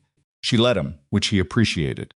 Outside on the street, the February afternoon was cold and clear, the kind of day that felt like the year was just beginning to mean business after the dark months. She had a car waiting, of course she did, and he had his truck 2 blocks up with 20 minutes left on the meter. Harrison wants to schedule a divisional review for March, she said. Cole sent me the calendar invite. It's going to be a long meeting. Most of them are, he said. She looked at him for a moment, the particular look of someone deciding to say the thing or leave it. I'm glad you came back, she said, to Halcyon, when you didn't have to. He thought about the right answer. I'm not sure it was a choice exactly, he said. Some things you finish because they're not done. That's different from choosing. She considered that. Is there a version of this where you see it differently in 5 years? Maybe, he said. I try not to make too many predictions. She nodded. Her car was pulling up. She was already turning when he said, the coffee was good. She turned back, looked at him. Next time, she said, I'll let you pick the place. Next time I'll find parking that takes my dollar on the first try, he said. She got in the car. He walked back to his truck.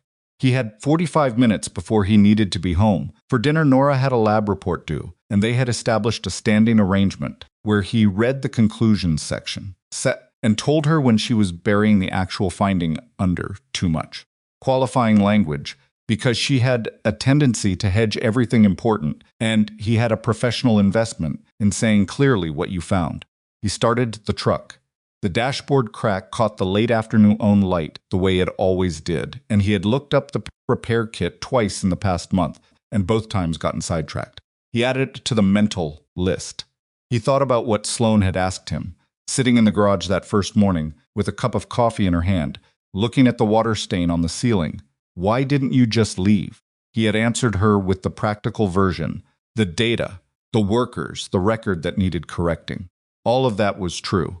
What he had not said, because it was harder to explain, and he was not in the habit of explaining things that didn't need to be said out loud, was the simpler version underneath it. He had not left because the problem was real. Because somewhere in a server backup cache was a deleted report with his name on it that described something true, and the fact that the report had been buried did not make the it described less true. The truth of the finding existed independently of whether anyone had been willing to read it. He had spent his life believing that the thing that was real stayed real whether or not it was convenient. That the 47 seconds of missing footage meant something even when the person responsible for reviewing it had decided it was easier not to look. You could not fix something by deciding not to look at it. He had learned that before Halcyon. He had learned it before Nora. He had learned it in the years his service record did not fully describe, in circumstances that had shaped the way he read rooms and systems and people, without ever having given him a vocabulary for explaining how. He had simply known it the way he knew the feel of a bad seal on a compressor, not because someone had told him to, but because he had learned to pay attention to the things that seemed small until they weren't. The refrigerator wasn't groaning anymore. The aircraft had passed its test. The report with his name on it was back in the record, recovered, verified, no longer missing. 11 reports, 14 months. 10 other people who had found something real and been told they were wrong, all of it in the record now. All of it acknowledged. He pulled out of the parking spot and drove toward home. It was a Thursday in February, and the city was ordinary and lit and moving around him, and somewhere, shut inside it, a 15-year-old, was trying to write a conclusion section that said what she actually meant. And somewhere from the third floor of an aerospace company, a thermal anomaly had been corrected, and an aircraft had flown clean. And somewhere in a federal filing, a command trail was entered into a permanent record that no one was going to delete. He thought about the 10 seconds. The simplest accounting of it was that 10 seconds had earned him $300,000, which was true in the narrow sense of fact.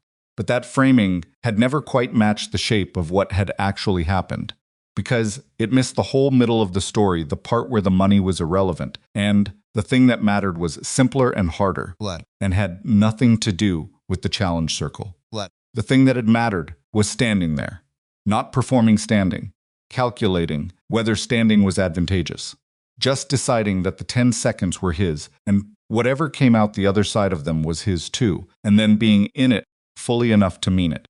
He had done that more than once in his life. The first time it had cost him more than he'd expected. The second time, in a hangar full of 500 people who thought he was entertainment, it had cost him but taken longer to recover from. The third time, 7 keystrokes and a half-second lag, and 11 feet, he hadn't thought about the cost at all. He had thought about Nora's concert at 4:30, and then he had hit the 7th key. Was probably the most honest thing he could say about who he was and how he worked. He was not a hero. He was a man who paid attention to small things until they added up to something he understood, and then he fixed it if he could. He fixed things badly sometimes. He missed things. He was wrong about people and situations and technical solutions with a regularity that kept him honest about his own limits. He carried a service record that he never talked about, and a list on the refrigerator that was always longer than he wanted, and a cracked dashboard he kept meaning to address. He was raising a daughter who left water glasses on tables in the dark and worried about D-flat notes, and had inherited from somewhere in the specific mixture of genetics and proximity the belief that finding the true thing and saying it clearly was both possible and necessary, even when it was inconvenient. He thought that was the best thing he had managed to pass along. What came next with Sloane? He thought he was willing to find it, which was as much certainty as he trusted on things like that. She was complicated in ways that were going to take time, and she knew it. And he was complicated in ways he was unlikely to fully explain, and she was probably going to figure out anyway. And that seemed like the honest foundation for something, or it seemed like the reason to proceed carefully. And those two things were not actually in contradiction. He pulled into his street. The house looked the way it looked, small, a little worn at the edges, the porch light on, because Nora turned it on when she got home, regardless of whether it was dark yet, a habit she'd had since she was 8 years old. He parked, sat for a moment. The watch on his wrist showed 4:28. He was 2 minutes early.